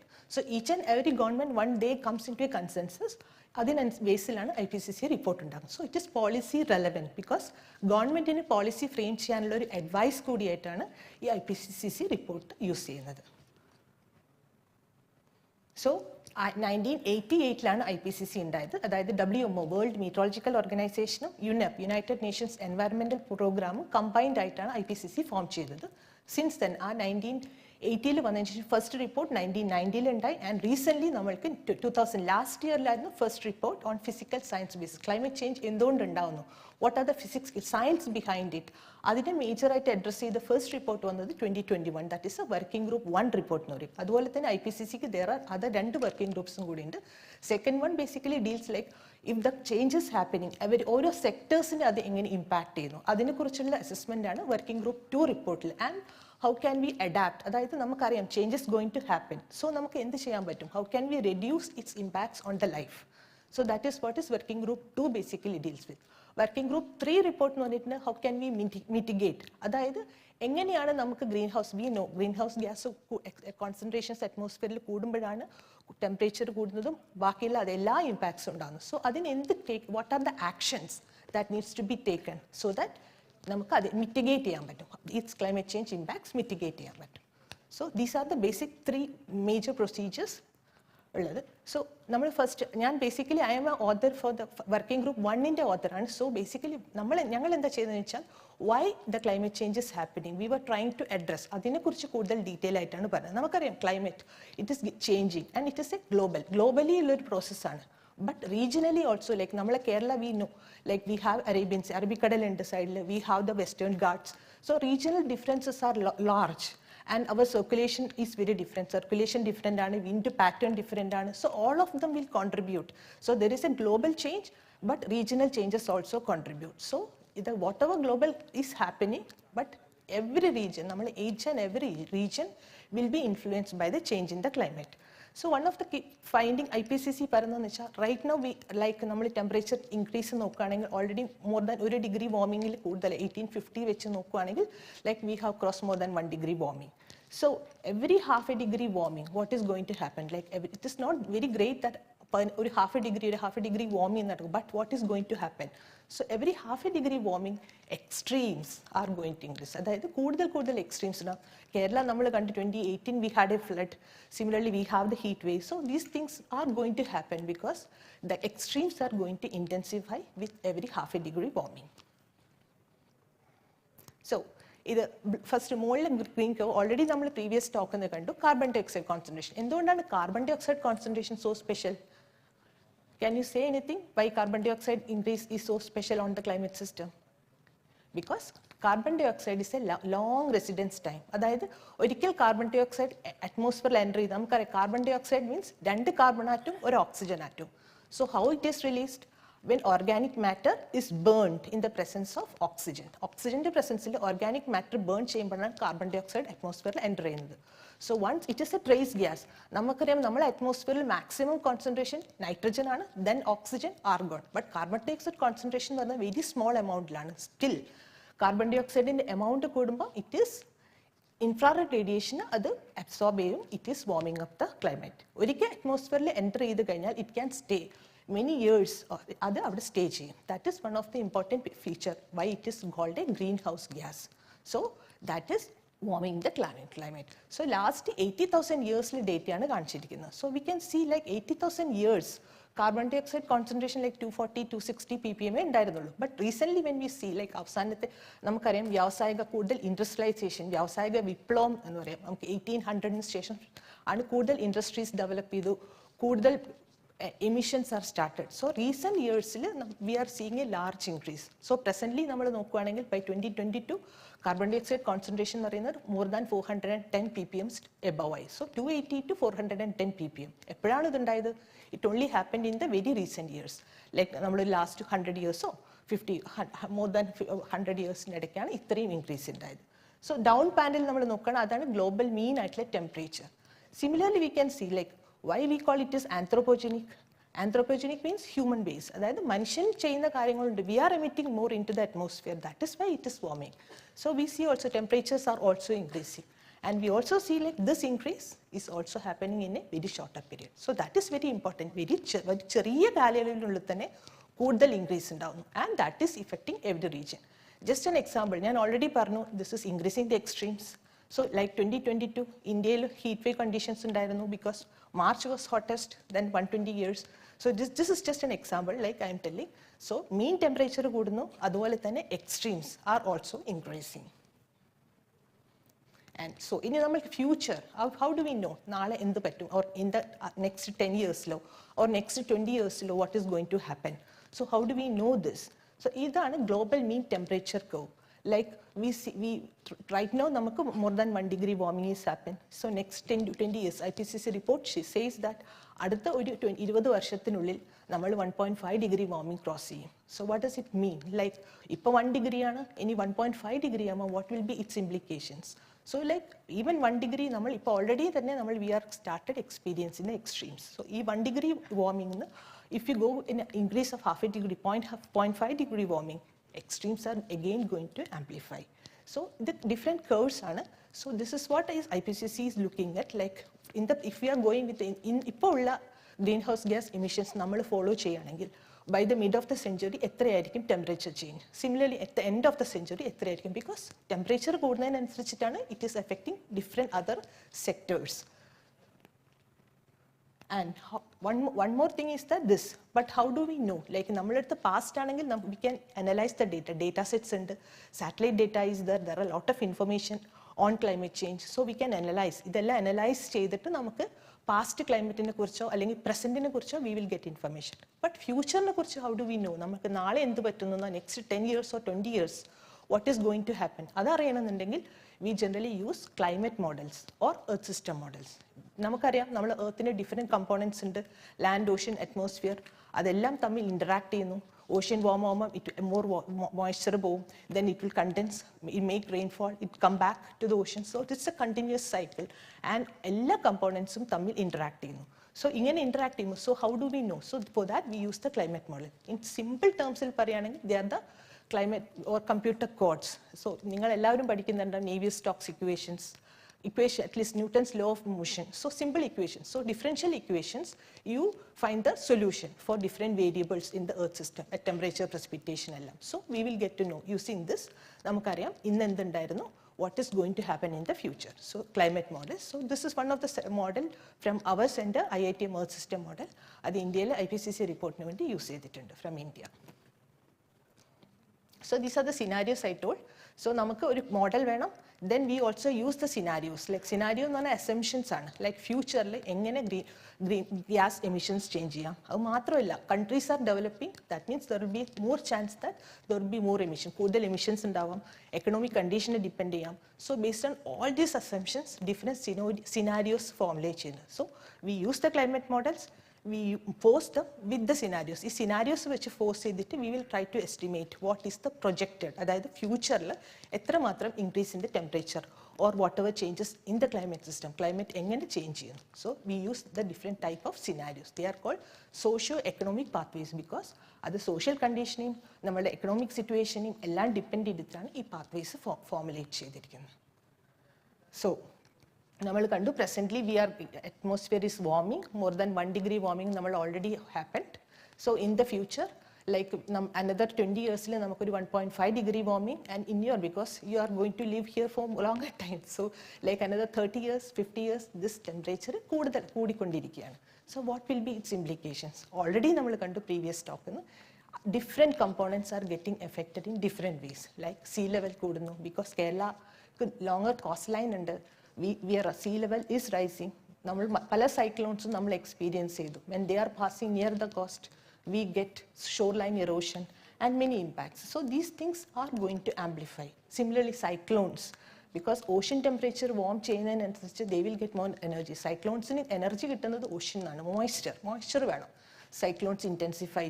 So ocean, when it is becoming warmer, they get more energy, so that they will also intensify. Similarly, water cycle. IPCC one of the report southwest monsoon season, June to September, so that is mainly like we agriculture mainly depend on the rainfall. So this monsoon, pala factors like different contributing in the future, because warming 1 degree warming is 7%. It's an exponential growth in the water vapor in the atmosphere. Moisture will amplify at a 7% rate.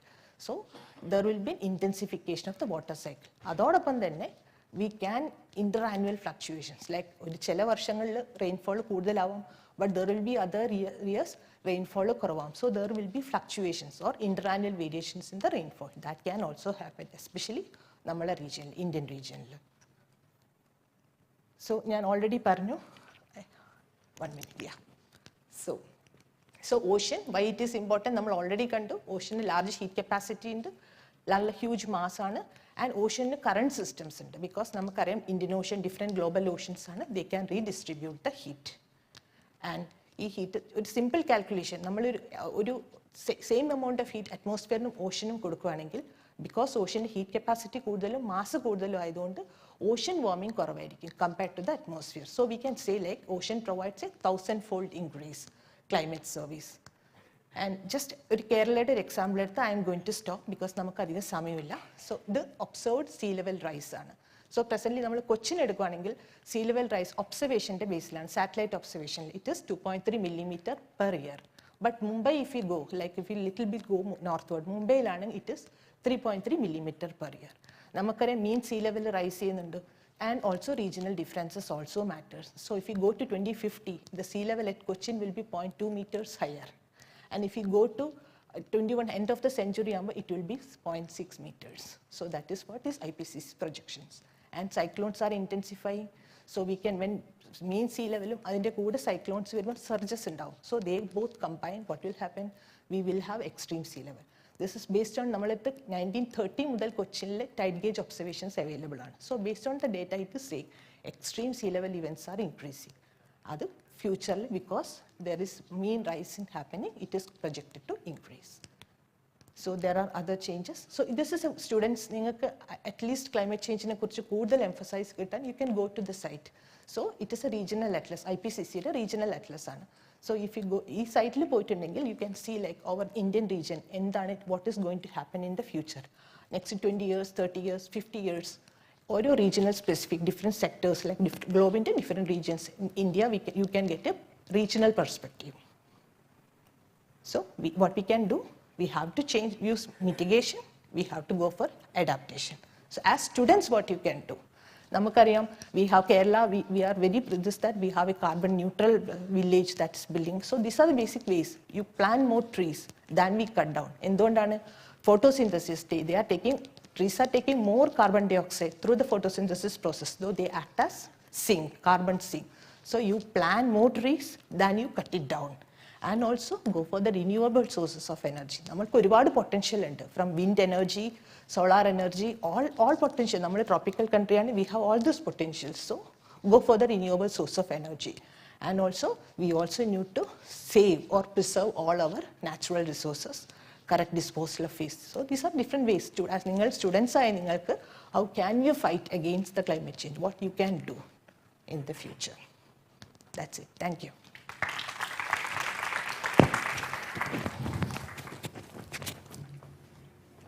Thank you, Swapna. Do we still have time in this session? 1 minute? One question. Okay. So that question I will ask. Okay. Now, we know that climate change is a global crisis. That you understood very well from Swapna and Dr. Pai. But resilience is local. From global to local. Now, my question to both of you is, I just need a yes and no answer, because then during lunchtime we will sit down and thrash that out.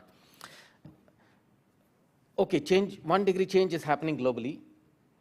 What about my village, my district, my state? Can Kerala aim to not change that? So can my village aim that temperature shouldn't change in my village or in my district, or at least less change? So I think Swapna did talk about the global change and the regional change. So can we start aiming for something like that?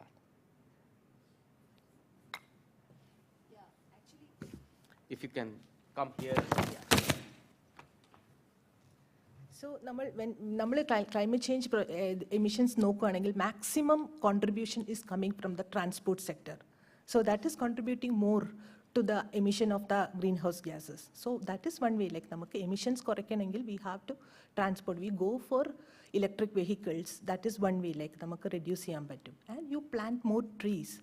Long term, we cannot short term change on a longer term. Tree act as a carbon sink. So we can, so basically transport emission from the transport, that has to be drastically reduced. And plant more trees, go for renewable energy. I think these are my views on this. Yeah. So actually the chairman rightly put, though climate change is a global, impacts are local. So that's what he want to say. So regarding the local impact, that will depend on actually geography of the local place, and at the same time, the land use, land cover. So just like what she said, if you start deforestation will be there in your village, or more building, so that itself will become, will make you urban heat islands, and the temperature will increase further. So for locally, you have to plan in such a way that there can be, avoid urban heat islands, or paving of the, all the way, concretization that can be avoided. And as Dr. Swapna said, more trees, forestation has to be there. And actually, you have to preserve, and even, soil and preserving water, etc. has to be done. So that is how you can actually live with climate change, whether it's a global or local. Thank you. Thank you, Dr. Pai, and thank you, Swapna, for your very enlightening response. And I think, Bachalo, I think you want to learn more, no? So I think there is one question in the room amongst children.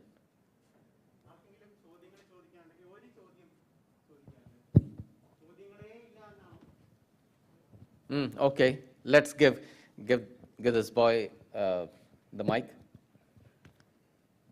Quick question, huh? Yeah, sharp, quick question, and we will get response from Dr. Pai and Swapna. Yeah. Sir, എൻ്റെ അമ്മ ചോദിച്ച ചോദ്യം ചോദിക്കാനാണ് എന്നെ ആഗ്രഹിക്കുന്നത്. മഴയാണെങ്കിൽ മഴ, ചൂടാണെങ്കിൽ ചൂട്. മഴയാണെങ്കിൽ നമുക്ക് അതിൻ്റെ ബേസിലുള്ള കാര്യങ്ങൾ, ചൂടാണെങ്കിൽ ഭയങ്കര ചൂട്. ഇത് നമുക്ക് ഇപ്പം മാം പറഞ്ഞ പോലെ തന്നെ 5 ചൂട് കൂടും. ഇതുണ്ടാകാതിരിക്കാൻ വേണ്ടി നമ്മൾ പേടിയോടെയല്ലേ ജീവിക്കണ്ടേ, അല്ലേ? ഇവിടെ പറയുന്ന ഓരോ കാര്യങ്ങളൊക്കെ നമുക്ക് പേടിയാണ് കാര്യങ്ങൾ. കാര്യം നമുക്ക് വേണ്ടി മാത്രമുള്ളതല്ലല്ലോ, ഇനിയും വരുന്നവർക്ക് കൂടി ഉള്ളതാണ്. അപ്പം ഈ ഒരു ക്വസ്റ്റ്യൻ, നമ്മുടെ ആവറേജ് ഫാമിലി ഉള്ളവർക്കുള്ള ക്വസ്റ്റ്യൻ, മഴയാണെങ്കിൽ മഴ, ചൂടാണെങ്കിൽ ചൂട്, ഇത് മാറാനായിട്ട് നമുക്ക് എന്ത് സാധിക്കും? അവർക്ക് കൊടുക്കാനുള്ള ഒരു കീനായിട്ടുള്ളൊരു ആൻസർ. ഈ ചേഞ്ച് ഗ്ലോബലി ആണോ അതോ കേരളത്തിൽ മാത്രമാണോ ഇങ്ങനൊരു ചേഞ്ച് സംഭവിക്കുന്നത്?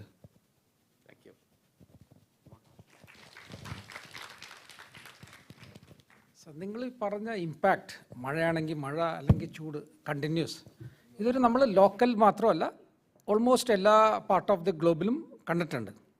Actually, in fact, in recent years, like heat waves, ഞങ്ങൾ പറഞ്ഞില്ലേ ഇപ്പോൾ ഈവൻ ഈ സൈബീരിയ വളരെ ടെമ്പറേച്ചർ കുറവുള്ള സ്ഥലമാണ്, അല്ലെങ്കിൽ അന്റാർട്ടിക്ക, ആർട്ടിക്, അവിടെ ഇപ്രാവശ്യം ടെമ്പറേച്ചർ ഓൾമോസ്റ്റ് നോർമലിനേക്കാളും 30-40 ഡിഗ്രി കൂടി, നമ്മുടെ പോലെ അല്ല. അപ്പോൾ അതുകൊണ്ട് ഇതുപോലെ നടക്കുന്നുണ്ട് എല്ലായിടത്തും. പക്ഷേ അതുപോലെ നിങ്ങൾ പറഞ്ഞ പോലെ എഫേർട്ട് ഒരാൾ മാത്രമല്ല, എല്ലാവരും ഒരുമിച്ച് ചേർന്നാലേ നമുക്ക് ചേഞ്ച് ചെയ്യാൻ പറ്റുള്ളൂ. ഇതോ ഈ ക്ലൈമറ്റ് ചേഞ്ച് നമ്മൾ പറഞ്ഞ ഈ ഗ്രീൻ ഹൗസ് എമിഷൻ എല്ലാവരും ഈ ഡെവലപ്ഡ് കൺട്രീസ് അവരാണ് ചെയ്തതെങ്കിലും അതിൻ്റെ ഇമ്പാക്റ്റ് എല്ലാവരും നമ്മളെല്ലാവരും അനുഭവിക്കുന്നു. അപ്പോൾ ഇനി പോകുന്ന ഗോയിങ് ഫോർവേഡ് അവരുടെ എക്സ്പീരിയൻസിൽ നമ്മൾ പഠിക്കേണ്ടത് നമ്മൾ ഗ്രീൻ ഹൗസ് ഗ്യാസസ് കുറച്ച് കൺട്രോൾ ചെയ്യുക, അവരോടൊപ്പം നമ്മൾ നിന്ന് ഗ്രീൻ എനർജി. ഇവിടെയാണ് ഞാൻ പറഞ്ഞ സ്റ്റുഡൻസിനും has got a big contribution. നിങ്ങൾ പുതിയ ടെക്നോളജിയായിട്ട് വരിക, ഈ എമിഷൻ കുറയുന്നുള്ള വാഹനങ്ങൾ ഇപ്പോൾ already hydrogen energy utilisation, renewable energy, നമ്മുടെ വീട്ടിലൊക്കെ നമ്മൾ തെർമൽ എനർജി ഉപയോഗിക്കാതെ സോളാറും വിൻഡ് എനർജിയും ഉപയോഗിക്കാൻ വേണ്ടി എല്ലാ വീട്ടിലും ഉപയോഗിക്കാൻ തുടങ്ങും. അങ്ങനെ ചെറിയ ചെറിയ നമ്മൾ ചേഞ്ചസ് ചെയ്താൽ, അതുപോലെ തന്നെ ഇന്ന് മാഡം രാവിലെ പറയുമായിരുന്നു ഈ സാരി വാങ്ങിക്കുമ്പോൾ അതിൻ്റെ മുഴുവൻ ഉപയോഗിക്കുക, അല്ലാതെ ഒരു ദിവസം ഇട്ടു എറിഞ്ഞു കളഞ്ഞു വീണ്ടും അടുത്തത്, അങ്ങനെയല്ല. നമ്മൾ റീയൂസബിളും അങ്ങനെ മുഴുവൻ യൂസ് ചെയ്തും, അതുപോലെ ആഹാരം വേസ്റ്റ് ചെയ്യാതിരിക്കുക.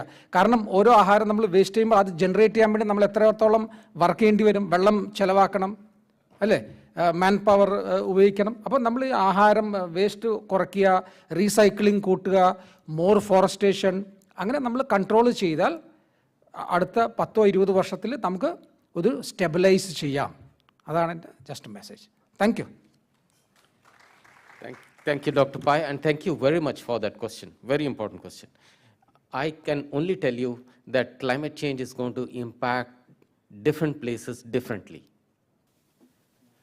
Only thing which matters is what is in your baseline. If you can improve your baseline, and what do you put in your baseline at your family level, in your village, in district and state, is in your hands. And I think scientists are telling you that things are changing. Accept it and work with a sense of purpose. Time is short. This is the last decade for action on climate change, which doesn't mean that you don't work after 2030. But we need sense of urgency and leadership from Kerala. So thank you so much, Dr. Pai, Dr. Swapna.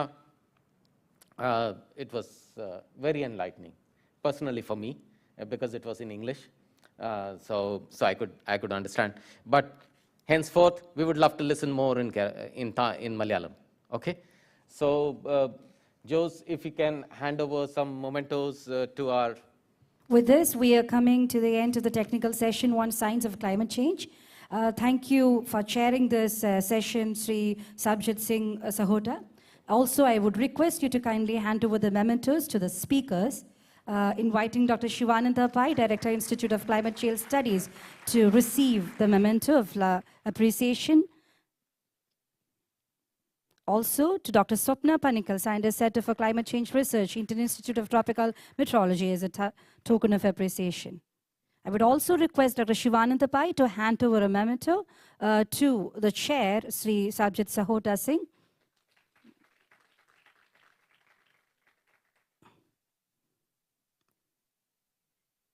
Thank you. അടുത്തതായി technical session 2 തുടങ്ങാൻ പോവുകയാണ്. അതിനുള്ള അനൗൺസ്മെന്റ്സിനായിട്ട് mister Joe. Thank you. നമ്മൾ ഏകദേശം ഒരു അരമണിക്കൂർ late ആയിട്ടാണ് പോകുന്നത്. അതുകൊണ്ട് തന്നെ പെട്ടെന്ന് നമുക്ക് ഗ്രൂപ്പുകളിലേക്ക് തിരിയാം. 5 ടെക്നിക്കൽ സെഷൻസ് അല്ലെങ്കിൽ 5 പാരലൽ സെഷൻസ് ആണ് ഇവിടെ കൊടുത്തിരിക്കുന്നത്. നിങ്ങൾക്ക് സ്ക്രീനിൽ കാണാവുന്നതാണ്. അതിലെ ആദ്യത്തെ session water, sanitation and hygiene, wash എന്ന് പറയുന്ന, അത് room number 5B. Mister Manikanta, would you please come forward. അപ്പോൾ ഗ്രൂപ്പ്സ് ഓൾറെഡി നിങ്ങളോട് പറഞ്ഞിട്ടുള്ളതാണ് രജിസ്ട്രേഷൻ സമയത്ത്. അപ്പോൾ ഗ്രൂപ്പ് നമ്പർ 1 എല്ലാവരും ഒന്ന് എഴുന്നേറ്റ് നിൽക്കാമോ? Group number 1. മണികണ്ഠ നിങ്ങളെ ഗൈഡ് ചെയ്യുന്നതായിരിക്കും. വോളണ്ടിയർ സോണയുണ്ട്. വാഷിൻ്റെ സ്ഥലം റൂം നമ്പർ 5B, അഡ്മിനിസ്ട്രേറ്റീവ് ബ്ലോക്കിലാണ്, 4th floor. Please. Second group Health and Nutrition, Mr. Cecil. First group നിങ്ങൾക്ക് ഈ ഹാളിന് പുറത്തേക്ക് പോകാവുന്നതാണ്. രണ്ടാമത്തെ session health and nutrition, room number 4B. 4B എന്ന് പറയുന്നത് 3rd ഫ്ലോറിലെ അഡ്മിനിസ്ട്രേറ്റീവ് ബ്ലോക്കിലുള്ളതാണ്. Cecil and Devika, they will guide you.